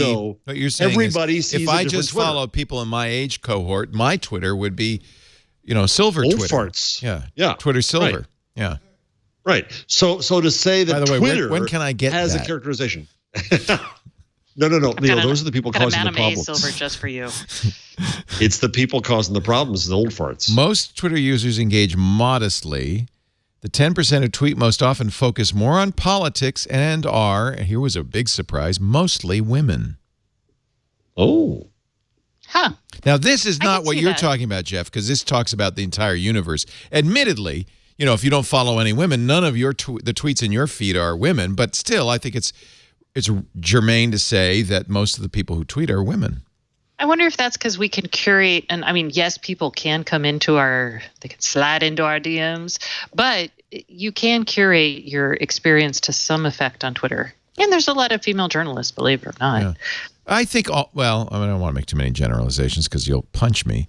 65% of the top 10% of tweeters are women. So more than half that you would nominally expense. Well, it's a significant largely larger portion. That means 35% are men. That's a big deal, I think. But that makes sense because women, if you're going to make the generalization that's going to cause you to punch me, are more like to communicate. Actually, I wasn't going to make that generalization. What You generalization? can still punch them. I was going to say that because women don't have as many avenues, mainstream avenues, it's a good opportunity to share our thoughts on Ding, things. ding, ding, ding, ding, ding. Yeah, this is when I had a fit with Farhad Manjoo for telling journalists to get off Twitter. People who had never been heard before in mainstream media who aren't in newsrooms finally have a voice, and you're going to turn your back on them. Oh, that's really interesting. You just convinced me to reactivate my Twitter account. Without Twitter, we wouldn't have had Me Too and Living While Black. Wow, that's a good point. Right, and because those people are not voices in newsrooms, are more represented on Twitter. Exactly, and whether they're represented to the whole world or with each other, kind of doesn't matter. Right. And you Sorry, can. Stacey. No, I was just going to say to build on that. Like you can follow those people. Like it gives them an extra resonance in the way like anytime there's a tragedy, for example, someone will always, by the way, follow so and so. They're let's say it's a hurricane. They're a meteorologist in the area. Or if it's Black Lives Matter, they're an activist who is on the ground, who's been working in this community for, a decade. So when things happen, and I actually think this is hugely valuable. I do it to a lesser extent for, I follow weird spectrum policy wonks on Twitter that no one else follows because I want to understand what they're thinking. So, and then as a journalist, those voices can get a say in the mainstream media that they haven't before. So again. Okay. Yes. It's where alternative conversations happen. But they're not alternative. So I was going over this. So we have a Center for Community and Ethnic Media, and we're trying to think about the right name because community and ethnic aren't quite it. And I hope she won't mind. The head of it was emailing me today and talking about, it's using the word everybody. And to me, everybody. No, it's not everybody either. Mass. Yeah. Right. But I get what she's saying is now finally it can be everybody. It's also, so it's not alternatives. It's not new voices. These voices have always been there. Nobody could hear them because they didn't have the outlet. And social media gives them that, which is part of, well, I'll leave it at that. Except AOC, who says social media is a health risk. A little bit of a hypocrisy there, since it made her. Okay, no. I think, again, both things can be true. I think there are enough documented studies where we talk about where we see that being online all the time, interacting with people, especially once you rise to prominence, especially as a woman, it is a health risk. You can only have so many people telling you constantly how crappy you are. That's going to affect you. That's the difference between Stacy Twitter and Leo Twitter. By the way, you have nice people talking to you on Twitter. I do. I mean, I've had to block a couple. I don't get as much hate as AOC does, obviously. Oh, but no, you can clearly see why somebody like AOC, somebody who is a public figure and also a hotspot, is going to say, "Oh, this is not good." And yet, your argument, Jeff, is really important here. It is a chance for underrepresented voices to speak to her. So there's got to be a middle ground here. Yes. And this goes back to the online harms thing in the UK. They would say in the bourgeois internet that Facebook should kill all the bad things. But I don't want them in that role particularly. No, they should not be the arbiter of good and bad. Well, that's what the UK is telling them they should be. I know. I agree. Literally, legal but harmful goes. Yeah. No, that's so bad. It's awful. Well, what if the problem is they don't give you the tools to mediate your own experience in a way that you can walk away from? That's why we like Google Plus, because you could very easily do that. And if we could come up with a technical. This is that thing that the guy who doesn't like podcasts hates, by the way. Just yeah. Oh, yeah. Everything we do, Leo, he hates. Whistling. Especially whistling. But actually not legislating what they can and cannot do, but legislating or having the capability and technical acumen to say, here's the sorts of rules that you should implement to give users the tools. Now, one could say that in a capitalistic system, that wouldn't be necessary because you would just go to a platform where you aren't attacked, which then gets to maybe we should be looking at, data gathering and network effects as part of our competition policy. This is one of those things where I'm like, I don't know. That's possible. Doesn't Twitter have enough tools for you you can block keywords, right? You can block people. Yeah, but the problem is they're still talking about you. Yeah, they're still. You're just blocking it from you. Yeah, which. Yeah, but you know what? There should not be a tool for somebody like AOC to say, "Oh, nobody can say anything bad about me in public." That's not. She's a member of Congress. Right. But that's not the sort of thing that they would be doing. It's policing violent speech. It's policing. Well, they should. Okay. Insightful. And there are laws against that stuff. So they should they should be doing that. Twitter says they are, except in cases where they leave the tweet up so law enforcement can act, which makes no sense to me at all, since they have a record. Just document that. Just document, print it, make a printout and send it to the cops. You don't have to leave it up. Right. Yeah. That's crazy. This is also where I go back to, and we're not going to go through it again, but the proposal that I wrote about, I think 2 weeks ago, about the internet court. If it is illegal, then courts should rule, and you deal with it that way. Yes. If it's merely bad, then you go to Stacey's point. What's the quality of the experience, and what tools are you giving people? What's the warranty you're giving people about how they can protect themselves and deal with themselves? Yeah. And what's possible? Well, and for instance, and some of the heat I get on Twitter is legitimate or illegitimate, but criticism of performance on the shows or the shows themselves. I don't, it might hurt my feelings. I don't like it, but that kind of thing is not problematic in any real way. It just hurts my feelings. And the problem is from a personal point of view, humans are a bad judge of whether this is damaging, threatening, or just insulting. And I think you are missing a huge class, or maybe you're willfully ignoring a huge class of comments directed I mean, I'm sure they're directed towards men a lot, but that are directed towards women that are not just, I disagree with your opinion. Oh, I know about those because I have a wife who's on in public, and I am very well aware of those. And many of our female staffers and female contributors, I have seen, the worst of humanity attacking them. And it's far worse for them than it is for me. In fact, I never have anything anywhere near that bad.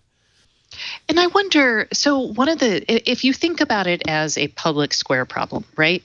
And if I think about my ability to walk outside and hang out in Austin, for example, and not have people walk up to me and yell hateful stuff at me, is that protected by law? I probably could ask. No, it's actually not. Right. So I could ask someone, like a cop, and they'd probably be like, dude, stop harassing that lady. Just stop. Go do your it's thing, not. right? It's probably not illegal. Or Stacey, here's what would happen. So other good people would come up and tell him to shut up. One would hope. But can you imagine the kind of invective that Alexandria Ocasio-Cortez faces in public? I'm not done with my. Okay, go ahead. But what's okay in Austin? Let's say people running around topless. We had Leslie, the naked guy. He would just run around either naked or in a bikini, right? In Austin, that's totally okay. In rural Kansas, that would be not okay. Right. And part of the problem here is we have these platforms that are international, and they're trying to cover social mores for so many different communities that they really can't. And the tools have to be flexible, but you're also going to run into people from Kansas who are seeing people from Austin and get offended. And I'm not talking about hate speech. I'm just talking about people getting offended by things on these platforms. This is why it's hard. Yes. But Stacey, let me go back to what I interrupted you, and I apologize. I was trying to agree with you. But if you do that on the street, right, and let's say it's a crowded street, one would hope Austin being a nice place. If somebody walks up to you and just starts saying horrible things, then forget the cop. That other people would say, hey, man, cool, chill, relax. Would you let the lady be alone? That's what we need in public. That's what we need online, too. And we see too little of that. We don't see anyone reacting to the bad behavior. Because part of it is we say, don't feed the troll, which is a proper tactic. Yeah. But the other part of it is that I think we too often send people, hey, look, they're yelling at Stacey, right? And we encourage the behavior. How do we get our norms recalibrated for all of us to have a responsibility for bad behavior? I think some of it people just don't see. Like, I know that for a while there was a movement, to retweet some of your hateful things. So people are like, holy cow. And there's also, I don't actually want someone. Sometimes people defend me on Twitter and I'm like, let's just, ignore them. So I think it is hard good point. To say you can't read the situation as well as you can online as you can in like a street, if that also makes sense. But I do think in general, I rarely see people coming to the defense of someone. I rarely see someone shaming somebody for just bad behavior. I mean, I try to do it, but I come off like a nanny. But yeah. How about Sri Lanka? Let's bring in Sri Lanka into this because horrific bombings in Sri Lanka and hundreds dead. Very sad. One of the topics that came up, though, on Twitter on Sunday was the fact that the government in Sri Lanka shut down social media shortly thereafter, saying it's problematic, it's inciting violence. And I, at the time, twisted it to serve my anti-Facebook Techno Valley politics. I knew you would. And I'm quoting from a tweet by Yuhajana, I can't pronounce it. This is a great thread. This is a killer. For the love of whatever you hold holy, right? Stop twisting this incident to serve your anti-Facebook Techno Valley politics. Right now, in a country with tight government controls on traditional media, social media is a boon for us. To make an effort to understand violence in Sri Lanka began before social media, internet, telephony. To a large extent, much of race hatred is still fueled by print media in this country. You want to point fingers, at least do your research into a complex history. Take a look at statements by local politicians, see how they are reacting. Look, this is too much work for American journalists, but okay. Look up the patterns of violence around elections, race issues, politics. Leave your biases and baggage at the door. Keep in mind that some of the voices you will hear pontificating are not from, what is hashtag IKA? It was where the bombing was, I think. Okay, and have not been for decades, and understand the zeitgeist about as much as my cat understands Twitter. Look for local journalists on the hashtag LKA tag. Sri Lanka, I don't know. Anyway, whether you like it or not, the overwhelming mindshare your platforms have enabled you to set the global narrative around Sri Lanka. Do your job, be responsible. So what he's saying is, in fact, social media is the truth teller in this case, not the mainstream media in Sri Lanka. And a way that another thread, which I think I put in right above there on the rundown, said it's also a way you can find your family. There's a lot here that, again, goes to the people who are not in power, who have communication. Do bad things happen there? Yes. Do the bad guys use it? But the truth is, you close social media, the bad guys are going to plenty of platforms and means they have. Yeah, it's the victims who don't have a means anymore. Yeah, so that is really important and interesting point, and highlights how hard it is to judge this stuff because of cultural assumptions, whether it's Austin versus Kansas or the U.S. versus Sri Lanka.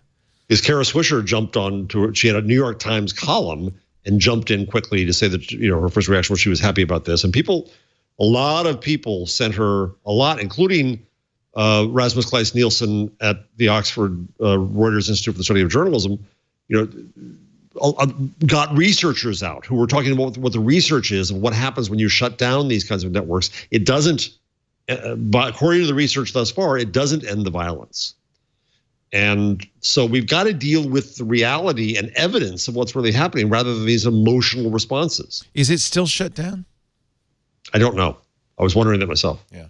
So if it were, that would confirm this, which is basically it's the government saying we want to tightly control the story, probably in our favor, as opposed to let original and honest voices come out. See, in the United States, it's usually, well, at least we hope, we feel like it's the opposite, that social media is where amplification occurs for all the, weird dystopian and violent.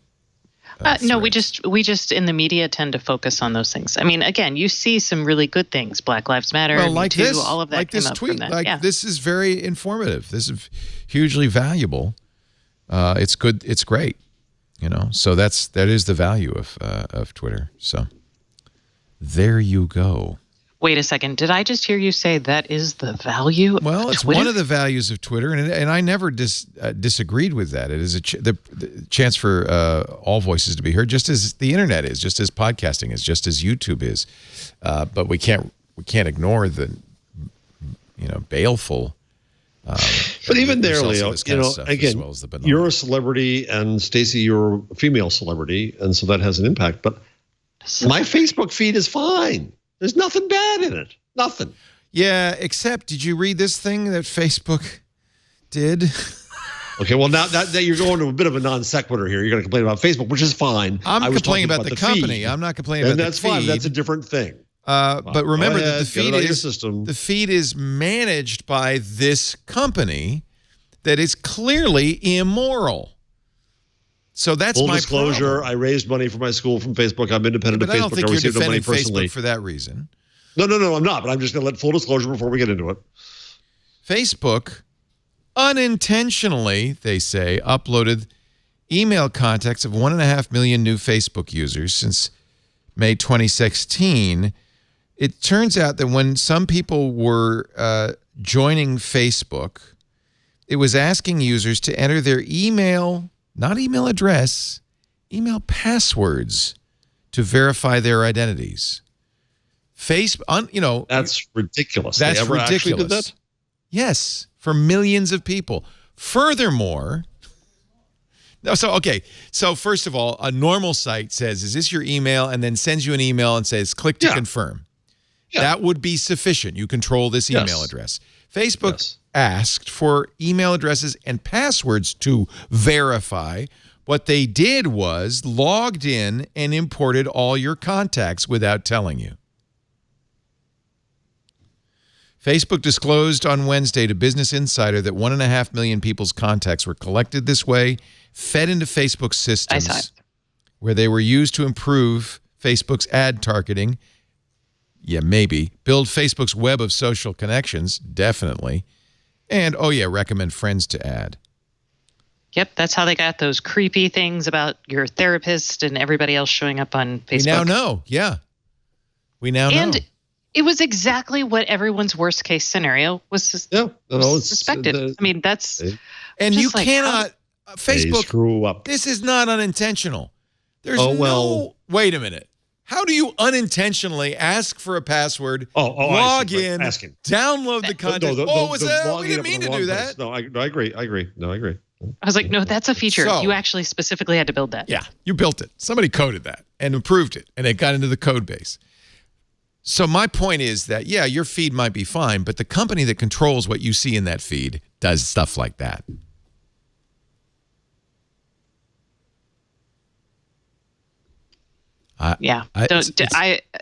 Nothing Facebook does surprises me. I mean, maybe I would be surprised. Screw up too often. That's not a screw up. That is that is an intentional. And by the way, I recently created a new Instagram account. Please don't ask to follow me. It's private, and you will not be allowed. Can I get in? No. For one reason, Lisa said, "Look, I post all of our vacation pictures on Instagram. Right. Create an account. Follow me. I only follow her, and you will be able to see them." That made sense. I cannot tell you how many times, I've lost count, how many times that Instagram account has asked for my contact list again and again and again and again and again. And it continues to do so. Growth hacking. But yeah, it's growth hacking. But honestly, please do not forget that when I give my contact list to a company, I am not selling myself out. I'm selling every single person I know out. Their name, their address, their phone number, their address. I am giving that to Facebook. Every single one of them. I have 4,000 contacts. I would be giving every one of those 4,000 people personal information. Your personal information, Stacy, yours, Jeff, to Facebook. You bet they ask for that again and again and again and again. And they pretend that it's just so we can tell you when your friend joins Instagram. Truth is, they already have it. I'm so surprised that I remember, so very early in my journalism career, my publisher actually, so as a journalist, I have all my sources and contacts, right? It's a pretty great list, right? And our publisher really wanted it because they wanted to spam our contacts with ads or ad pitches, basically, buy from us. And so she went into our shared server, so our Microsoft Exchange server, I think it was, and was trying to pull our contact. Yes. Oh my God! I hope she was fired. She thought this was awesome. So we actually had to pull all of our contacts off that and had to keep our contacts completely separately. And to me, it is such. And this was in 2000, right? So it is so weird to me how much that mindset has shifted for people, because not just as a journalist, but again, like you said, it's your friends, it's your family. Why would you sell them out? Especially if they, don't want you to share that. So yeah, it's nuts. I never tried to do that. What has evolved in our understanding of this is you used to be they want it for a mailing list. That's valuable. You could sell those names. It's not about a mailing list. It's about building something so much more sophisticated, a social graph, friends of friends. Facebook really deeply understood this early on. They understood how valuable a social graph was. Well, getting your email password is phishing. Oh, I would hope. I would hope that people faced with that would say no, but no, right. People do, because they're innocent people. They don't know this. They're our friends and family. They're not geeks. If you and I were asked for a password from Facebook, we wouldn't give it to them. We'd talk about it for an hour on the show. Yeah. Yeah. You'd warn people off in your radio show. We should make the point. It wasn't universal on Facebook. Maybe it was a pilot program. Maybe they were just, I don't know. I mean, it wasn't something everybody had to do. That's the problem with so much of this at all the platforms, is there's a back to the early days, There's a very low tolerance for, it was just a test. Yeah, move fast. And it doesn't break represent things. policy. We were just trying something out. Yeah. You can't use that excuse anymore because what you're doing is going to be seen, and it speaks for you as a company. But that's so historic in the way these cultures work. Yeah, and I had real trepidation about creating an Instagram account because I don't want to give Facebook any information, and just the fact that I have that Instagram on my phone is, I know, giving them a lot of information because there's location information, there's all sorts of information that is now leaking out to Facebook. It's good. We've become aware of that. We are now a little bit more at choice about how we do that.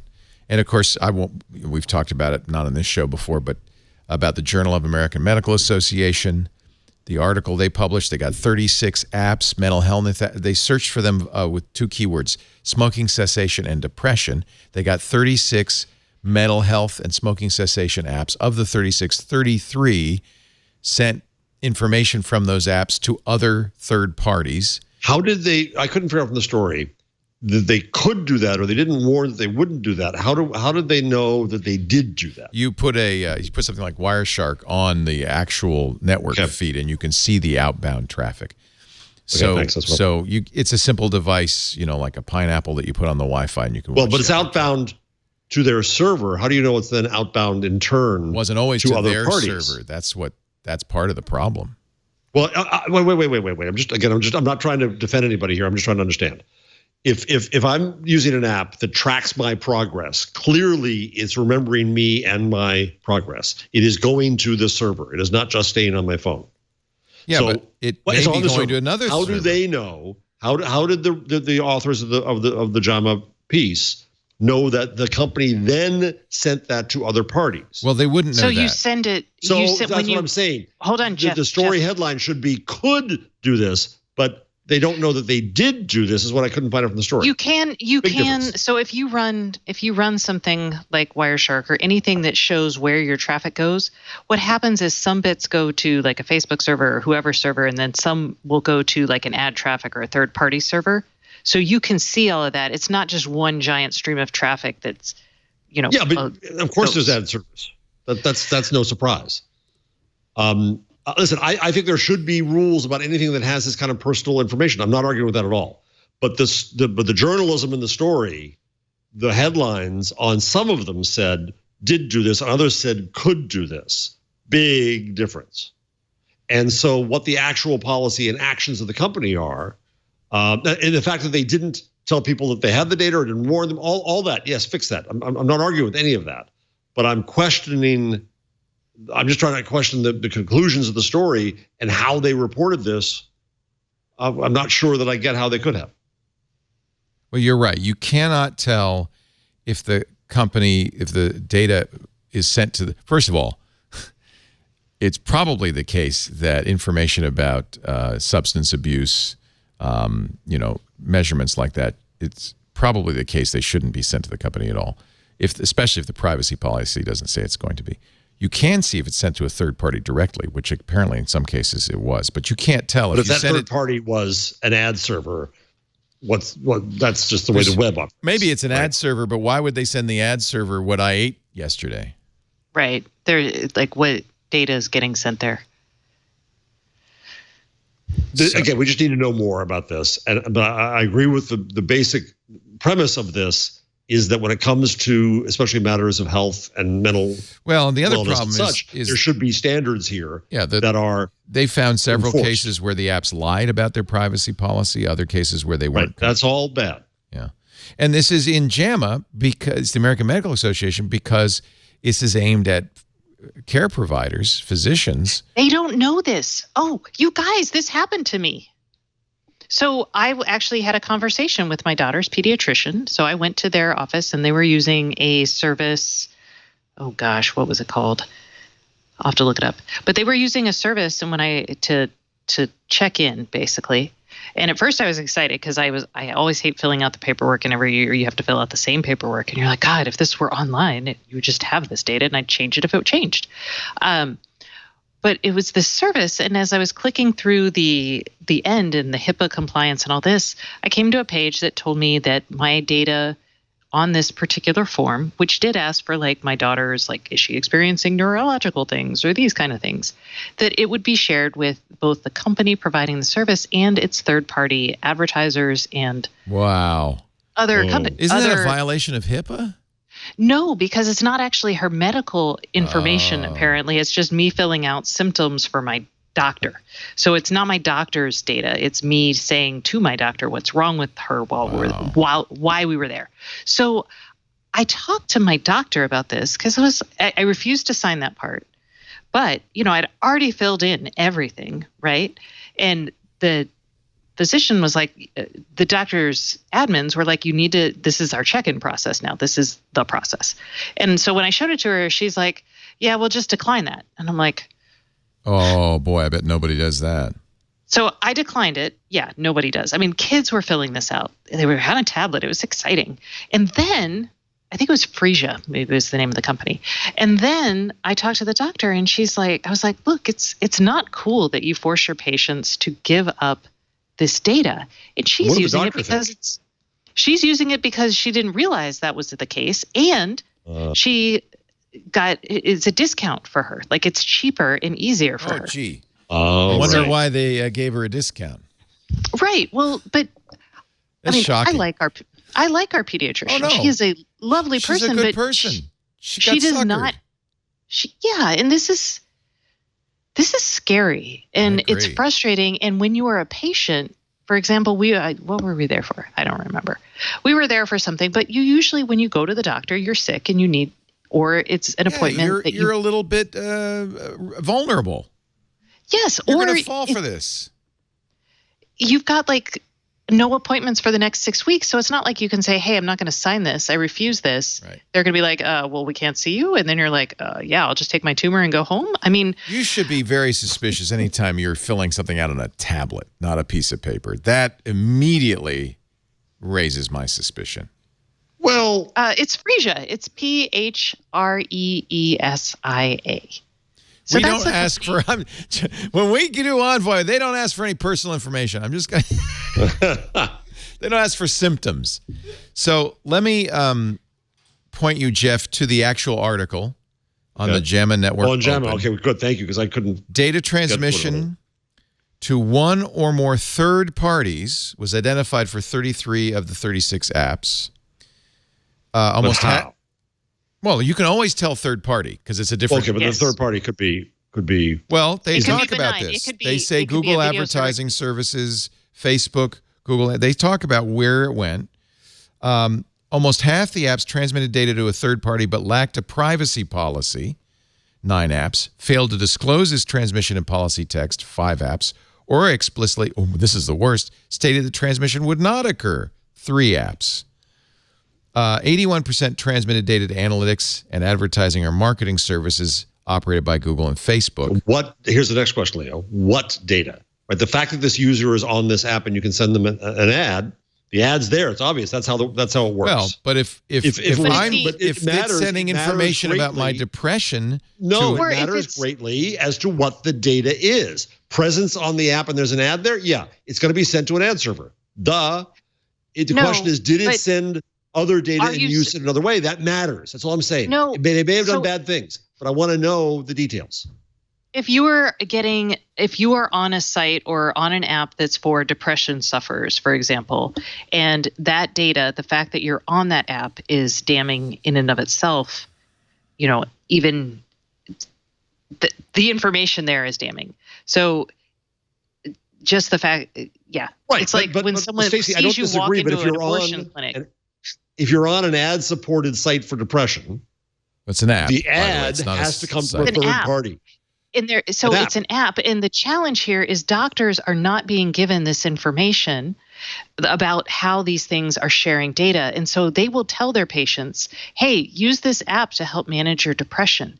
And a patient thinking the doctor knows will say, "Okay." And then their depression has been outed to Google or Facebook. Understand me. I absolutely agree. Wait. I absolutely agree for the need for standards here. I agree that stuff can be bad. What I'm questioning is very narrow here, is the specific reporting in JAMA. What data? I'm about to give you the answer. I'm about to give you the answer. That's what I'm asking. So the conclusion of it is users should be aware their use of ostensibly standalone mental health apps and the health status this implies may be linked to other data for other purposes, such as marketing, targeting mental illness. Critically, this may take place even if an app provides no visible clues like a Facebook login, and even for users who do not have a Facebook account. This study was not designed to answer your question, was not designed to identify whether linkable information was actually being used by advertisers, for example, to subsequently drive tailored advertising. Future work could consider looking for direct evidence of linkable information being used in this way by looking for changes in advertisement content suggested. That's critical, and all the headlines that then came out of this story jumped right to, I'm going to say it, the moral panic line of saying, oh my God, all these places are telling the whole world that you're nuts. Well, I think it is a completely appropriate warning to health providers and people who might want to use these apps. I agree with that, but the journalism here, especially in those that rewrote it, is shoddy. I would say no. You do headlines. Everyone does this. Headlines are designed to get people to read the story. That's a scare headline. That is a scare. Data Smoking has now become a scare word. Selling your data. No. Selling your data. Well, no, if it has an ad on it, but that's a scare headline. It's a scare headline. It's a scary word. But you know what? It is scary. That's a good headline. That's a good headline. That mental health app might share your data without telling you. That's a good headline. That's I'm fine accurate. with That's that. The Verge, I think. Yeah. I'm fine with that. The Times. I'm making a very narrow point here, but this is how these things get stretched, and this is how we end up with the UK Online Harms Report wanting to ban speech. That's what scares me. Should there be standards here? Absolutely. Are places doing some things wrong? Absolutely. Well, I think the other conclusion is that these privacy policies lie and are not being. There's no enforcement going on to make sure that they are accurate. And there's that FTC fine that just happened against Facebook. Yeah, I mean, some of it's being enforced, but clearly on these apps, I mean, ain't nobody got time to read all those privacy policies and see if they're accurate. You think the FTC is doing studies like this? I don't think so.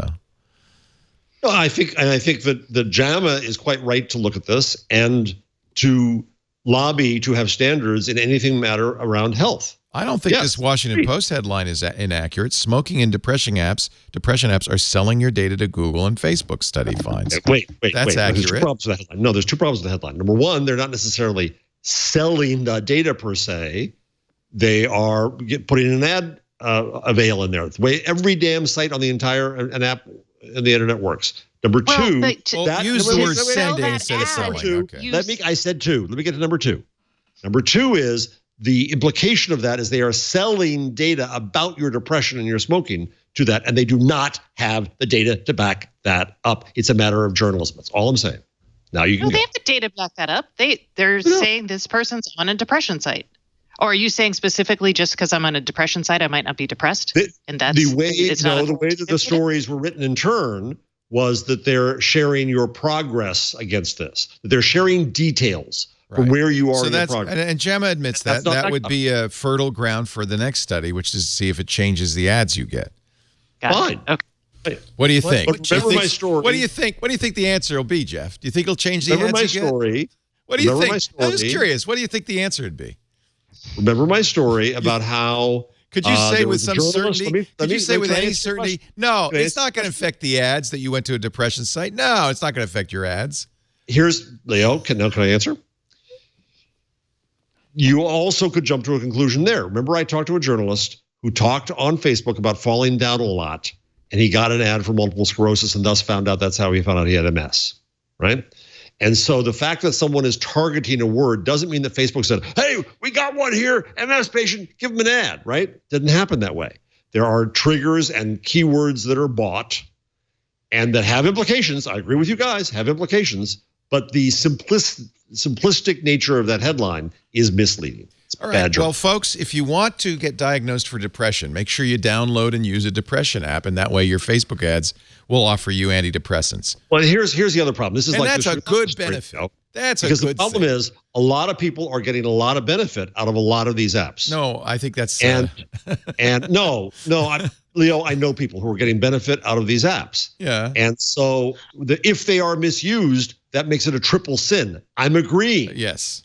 But yes. don't go to the point of saying never use these apps. No, I'm not saying that. People can get benefit I'm saying we ought to make sure that these apps deal honestly with their users. I've agreed 100 times. Yeah. And Stacey, you're not going to blame me on your migraine you're getting right now, nor on the fact that we just told the world that you get them.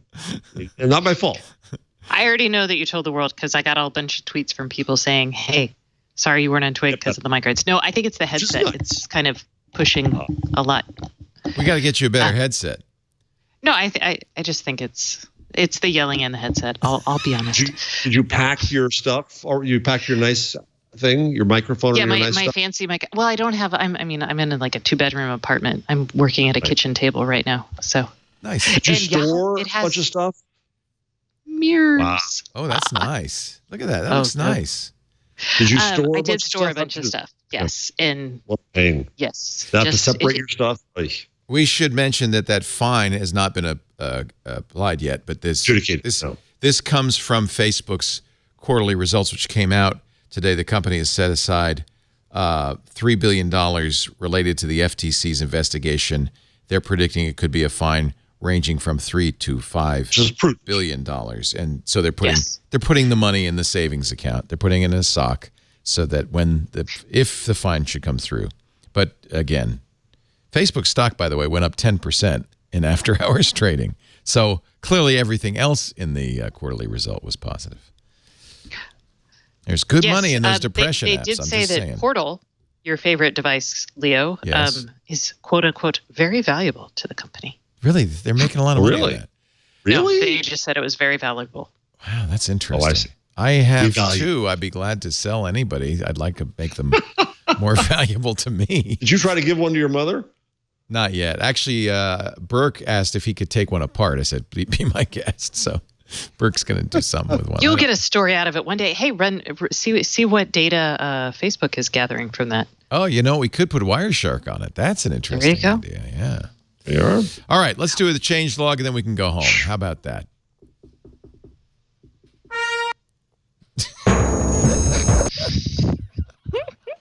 This is why podcasts suck. The Google change log. Carson, I think that was hostile. You should walk out now. I think see that how was he does. completely See how fair, well he does.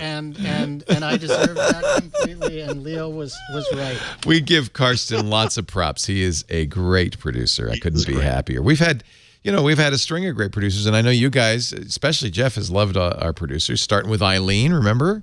And Chad, right? Right. Yeah. Where is Chad now? Chad moved back to Austin, I think, or maybe it's Houston. It's something with a stun in it. And he is doing the GizWiz podcast with Dick DiBartolo every week, and he's still a great YouTuber making money on his Minecraft videos, as far as I know. Chad. Yeah. I love Chad. Yeah. Facebook dropped the price on the portal. Of course. And then who was before Carson? I'm forgetting a whole bunch of people in the middle. There you are. Jason. You and just go Jason. through them. Jason Howell and Jason Jason Cleanthus, F and Dunn, of course. So we've had quite a few very good and producers. Before Eileen was what's his name? Before Eileen, was there some Dane? Dane. Do you go back to the Dane era? I go back to Dane. Yeah. Dane actually was the one who said we should do a podcast about Google. God bless you, Dane. Yeah. Thank you, Dane. So the Google changelog, you can now get Google Fit on your Apple device on iOS.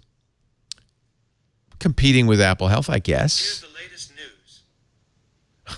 Shoot. I actually triggered my I should shh.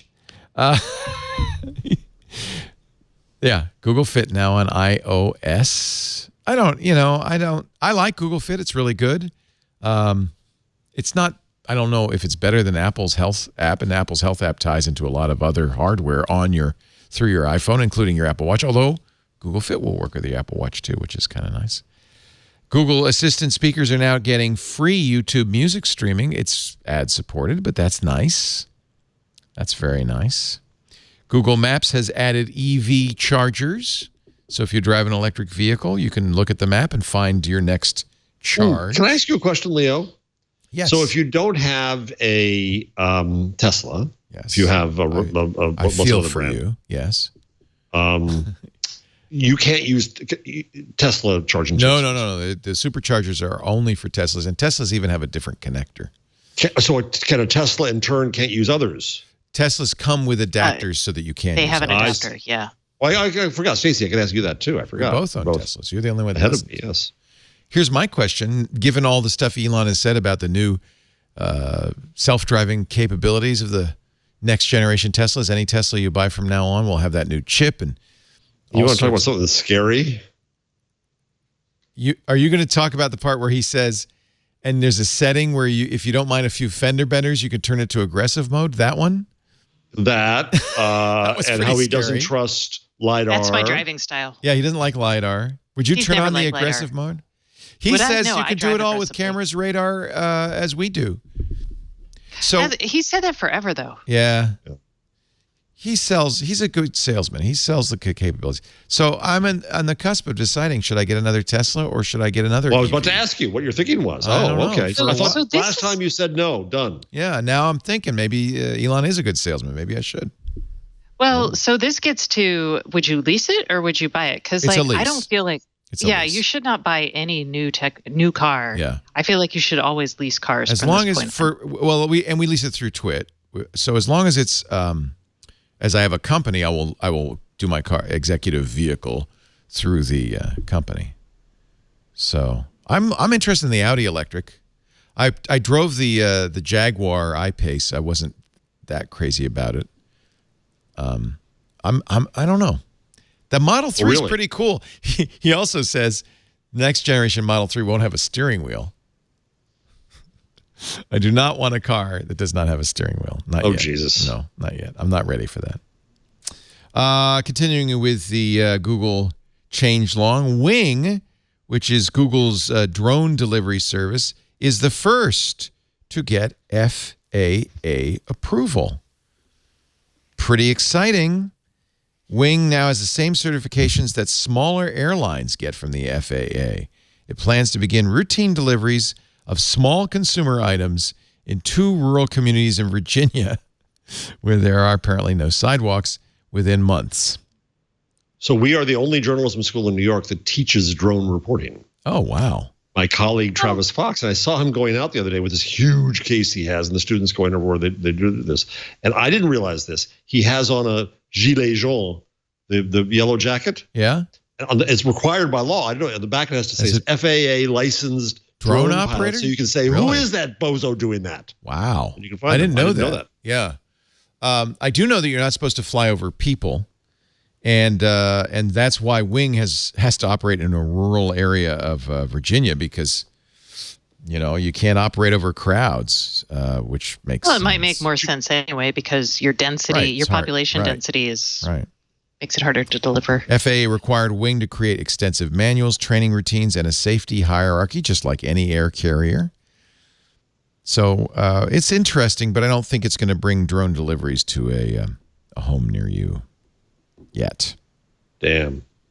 Do you wish to step into Childish Gambino's world? No.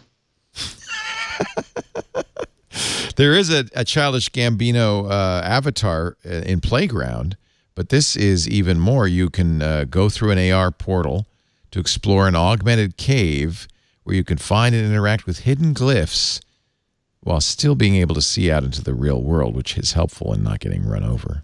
It's a AR app called Pharos AR. And I will get it, and I will report back. Pharos AR. I'm much more excited about playing the Harry Potter Wizards Unite game in augmented reality, where you can actually catch a wizard in the studio. There's still nothing happening in it, though. Carson sideloaded it, because it's available in New Zealand. Next will be Australia. That means they're getting close. I would think. Google is testing a distraction-free reader mode in Chrome Canary. That means it may be coming to Chrome soon. Nobody likes to be bombarded with ads, says Google. and general clutter when reading articles on the web. So reader mode. For years, we thought that Google, an advertising company, would never sign off on such a feature. Who's writing this? Thankfully, it looks like we underestimated. Oh, I see. This is the reader mode version of Scott Scriven's article from Android Police. Nice. You select distill page from the menu.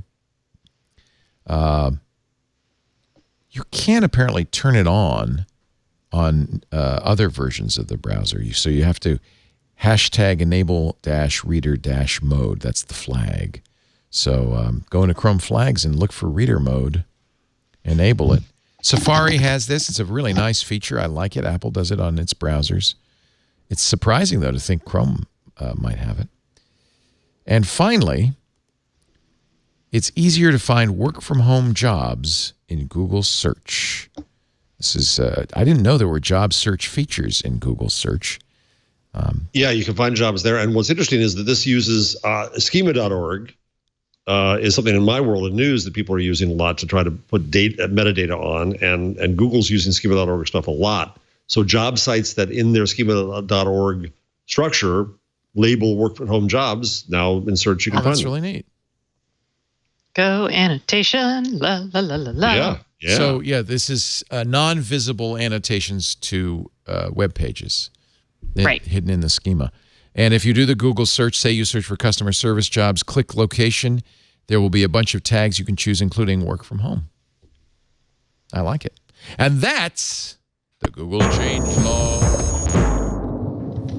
And now I do the thing that I do every week, which is to ask you, Jeff Jarvis, professor of journalism at CUNY, and Stacey Higginbotham, stay-at-home mom, IoT expert and journalist. What? I mean, I do stay at home for But you part write of the time. all the But time. I do work. I am a mom. I was just teasing you. But anyway, this is the time when I ask you if I've missed any stories that you would like to talk about. Then I'm We gonna have ask you missed for a ton of stories. However, There's a lot, I know. there's a lot, but I don't want to do any of them. I want TikTok, to. banned in India, now back in India. I love TikTok. TikTok's cool. I bet your daughter uses it, right? She doesn't, but it's because she doesn't have a lot of friends on it, and she's actually very concerned about appearing on cameras. Oh, good for her. But good for her. We watch it a lot. The issue in India was pornography. Do you see a lot of porno on TikTok? My daughter and I do not. No. But we're mostly... You follow. It's another case of it's who you follow, right? I guess. I'm like... I didn't even know. She drives that. Well, of course, there's porn everywhere, Leo. You can't get away from it. That's right. Men. Anything I missed that you wanted to talk about, Jeffrey? No, I'm not finding anything. Okay, so let's get from Stacey. Wait. What? Wait. The bottom. How about you, Karsten? The very last story. Oh, yes. Actually, Stacey was all excited about this. Oh, yeah. They asked artificial intelligence to create a game. Listen to the games it created first, and then the game it finally did. First, it created a game in which an exploding Frisbee relay race, racers run at a track while discs that explode on impact are thrown at them. I actually think that sounds like a great game, but maybe not for the runners. How about this? A hot air balloon-based sport where players balance on a line tethered between aircraft and pass balls back and forth. Again, loads of fun to watch, maybe not so much fun to play. How about pommel horse sawing? Two people sit on pommel horses on opposite sides of a giant log and rock back and forth with a saw. I've seen that at the lumberjack games. That is a game. Well, this also goes to there's what is it in Sweden? I saw this. Girls on hobby horses. Oh, the New York Times did the hobby horse thing, but that's not a game. Yeah. That's just something. I know, but I'm just seeing a convergence here. Yeah. Well, you have to. It all depends on what annual hobby horse championship. That probably the AI was fed at a saw. Yeah, at a saw. Make it fun. Apparently, a lot of the AIs, at least, think it's peril is fun. Maybe they're getting that from what they ingest. I don't know. An underwater relay race. Look at football. Yeah. That damages people. Baseball has really fast flying objects that if they hit you, it hurts. So the one they implemented actually does sound cool. A form of rugby with obstacles that require gymnastic-style maneuvers to avoid. Here it is. And it's kind of like parkour meets rugby. And you said that you thought this looked like. Wait a minute, there's a drone? Oh no, that's just. This doesn't require the gymnastics. Oh, this is a different one. This is Speedgate. Yeah. Speedgate is the one they came up with that was actually viable and people could actually play. Looks like Quidditch, to be honest. Yeah, it does. It's not super Quidditchy. Okay. You have to get your stuff in the center gate before you can unlock points at the other gate. Oh. So your first move is that, and then there's rules about. That's interesting.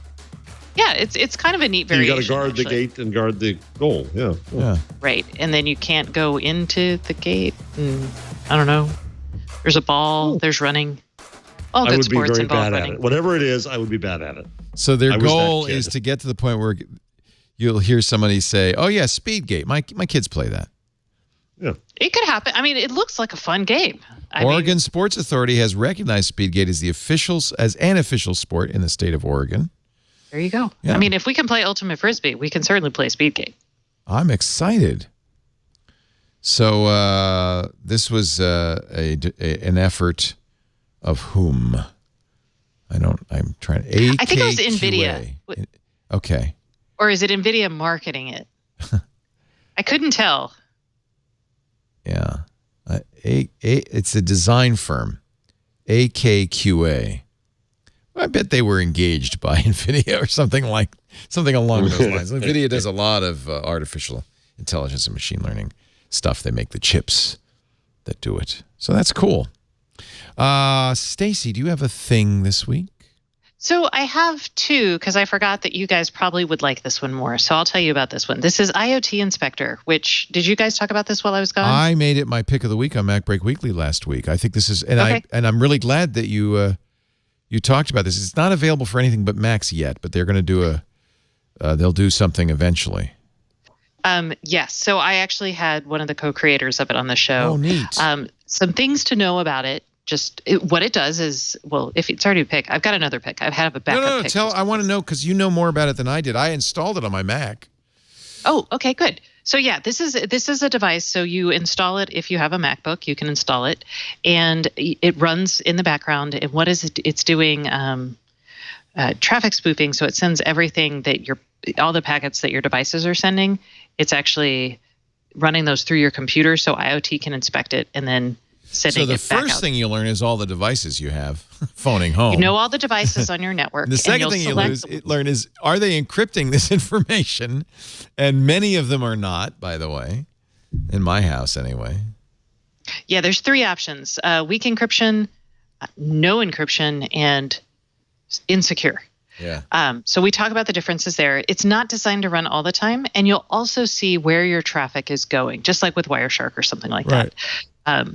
So it's pretty handy. Like I noticed that like my Nest, for example, has, I can't remember if it was weak or insecure encryption. Yes, mine does too. Yeah, I was surprised. That's a camera. I don't want that to have weak encryption. Well, and he explains what the weak encryption is. So something with weak encryption is running an earlier version of TLS. Right. The insecure encryption is a little bit different. 1.0. God. Oh, wait. Yes. Insecure is more like unknown because what it's using is using weak cipher suites and it's basically allowing it to connect with servers that use weak cipher suites. Right. It doesn't necessarily mean that it is. It's just it's available. It could. Yeah, and Right. I'm not surprised. That's a big issue on the net in general. Right. So that's what that is. And yeah, download it, see what you have. They're using this for research purposes. So you have to choose all of your devices you want to monitor. You have to opt in. So think about that as a very progressive policy about data sharing. You are sharing your data with them. So if you have sensitive data, you may not want to share it with them. And you can delete it, actually. So you could run all this, even your sensitive data, and delete it. And they'll just be like, smell you later. It's Mac only for now, but they are working on Windows and Linux versions. I think this is really cool. And you have to sign a fairly extensive consent form because the information is being sent to Princeton. But Right. I think I'm glad to know you talked to them, so they're trustworthy, I'm sure. Yeah, it's like an IRB kind of thing for your data. It was kind of fun. Yeah. Just for this research data. Yeah. So that's IoT Inspector. There's a link. It's a little wonky to set up. You don't want to run it all the time because it will wreak havoc on your network. So, unless you're just up for that. Here's the screen from their video, just so you can see what kind of thing you're going to get. You get all the devices. You get a lot about how the devices are working. It's a pretty cool. I was really and they want impressed. you to label your stuff. So like I noticed some of the stuff was mislabeled, but you'll help them be able to identify different types of devices, different traffic patterns. Yeah, and then you can actually look at the network activity coming out of the device, which is pretty interesting. What's your other pick? Okay. This was before I remembered that I had an actual tech pick because but this is a really good book if you have kids in your life who who are geeks, who like Comic-Cons, fan fiction, that sort of thing. This is a recently issued book. My 12-year-old daughter loves it. And I don't really know what else to say about it other than it seems like a fun book. She really enjoyed it. It appeared in her Easter basket. It's called The Princess and the Fangirl, a Geekarella fairy tale. I can't believe I forgot to say the name of the book. By Ashley That's my job, don't worry. Ashley Poston is the author. Yes. Neat. So it's really good if you have a teenage girl, maybe a boy, I don't know. But I'm always on the lookout for things that are fun and not, that are good for that age group, that have Is it decent a sequel to Geekarella? I don't know. I guess so, maybe. The Magic Pumpkin is actually a vegan treats food truck. So, oh yeah, it's a book too. Who knew? Book 2. You got more to read. Now I can get her something else. Jeff Jarvis, a number, my friend. Let's go with this one. Google has saved over 6 million pounds of food waste in its cafes. Wow. In the last 5 years.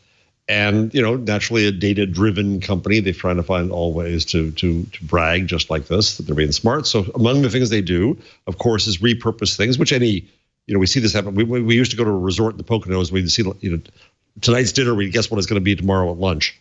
So leftover risotto becomes arancini. Was that how you say it? Uh-huh. Arancini, yeah. Okay. That's the rice fried balls. Yeah, they're so good. Yeah. Oh, I love those. Bananas go into banana bread, obviously. They also try to reduce waste earlier up the stream. So I didn't know this. Coffee cherries. The fruit around the coffee bean is normally wasted, but they're making a flour out of that and experimenting with it in brownies, tortillas, and other foods. Wow. They avoid preparing too much food ahead of time. Near the end of the lunch, they might change to shallower pans at the salad bar to give an impression of abundance. It's all about fooling people. Obviously, we know that they went to smaller plates to get people to eat less some time ago. Doesn't fool me. Take 2 of them, but smaller portions. And so 189 of Google's cafes in 26 countries, they use lean path systems to figure this out. Nice. There's one other number, which just amused me, but the Boston Herald won't let me get to the story now because I already looked at it once. But a guy in Boston, it's Winklevi cubed, guy in Boston tried to get some money from the Winklevoss twins that they got from Zuckerberg, and the court just said no. Oh, my. Oh, my, oh, my. If you could have sued Zuckerberg, you would have sued Zuckerberg. Little joke there, a little reference to the movie. It's funny because I clicked one of your links and then I went to Boing Boing and then I found this, and I have to say, my infatuation with Scottish accents. Yeah. For some reason, a couple of guys, Dylan Cassidy and Kelly Craft, have redubbed the Don Bluth movie The Land Before Time with Scottish voices. It's not your mum's fault. Now, just pay attention to all Hooter. And I don't know why, but it just tickles me. Nobody's fault. The great I'm sure it will be taken down pronto. So go get it while you can. But what will I do? I miss her so much. And you will always miss her. But she'll always. I'm hoping that this will spawn a slew of Scottish remakes. Scottish remakes, yes. What movies would you like to see done in Scottish? I think I'd want to see everything done. Everything should be done in Scottish. I think The Lion King. Oh, The Lion King would be great. Ladies and gentlemen, basta. You have suffered through 2 hours and 22 minutes of the most discursive, Stacey and I both have headaches now. Crazy podcast ever. This is why the Washington Post hates podcasts, and you survived it. Congratulations. I thank you. Yes, Stacey Higginbotham is awesome. You should listen to the Stacey on IoT podcast. It's an actual good podcast with content. She does it with Kevin Toffel. She also does a great newsletter at Stacey on IoT. Listen, watch, read, and I hope we see you again next week, Stacey. Thank you. Appreciate it. Thank you. Glad the family's home. We also thank Jeff Jarvis, the director of the Townite Center for Entrepreneurial Journalism at the Craig Newmark Graduate School of Journalism at the City University of New York, and former TV Guide critic, for joining us today. BuzzMachine.com is his blog. At Jeff Jarvis on the Twitter. Stacey is at GigaStacey on the Twitter. And I thank you both for being here. We do this week. Oh, it's such a great show. I love this show. And I admit to completely indulging myself. Just having a good time with you guys. So I apologize. If you want to watch us do this live with all the good parts left in, go to twit.tv/live. We do it about 1:30 Pacific on Wednesdays, 4:30 Eastern, 20:30 UTC. You can also, and I encourage you to, download copies. We have on-demand versions available of all of our shows at twit.tv, in this case, twit.tv/twig, audio or video, depending on your consumption preference. You can also subscribe, which would probably be the best thing to do. That way you'd get it automatically. Every week, the minute it's ready, just in time for your Thursday morning commute. Thanks, everybody. We'll see you next time on This Week in Google. Bye-bye.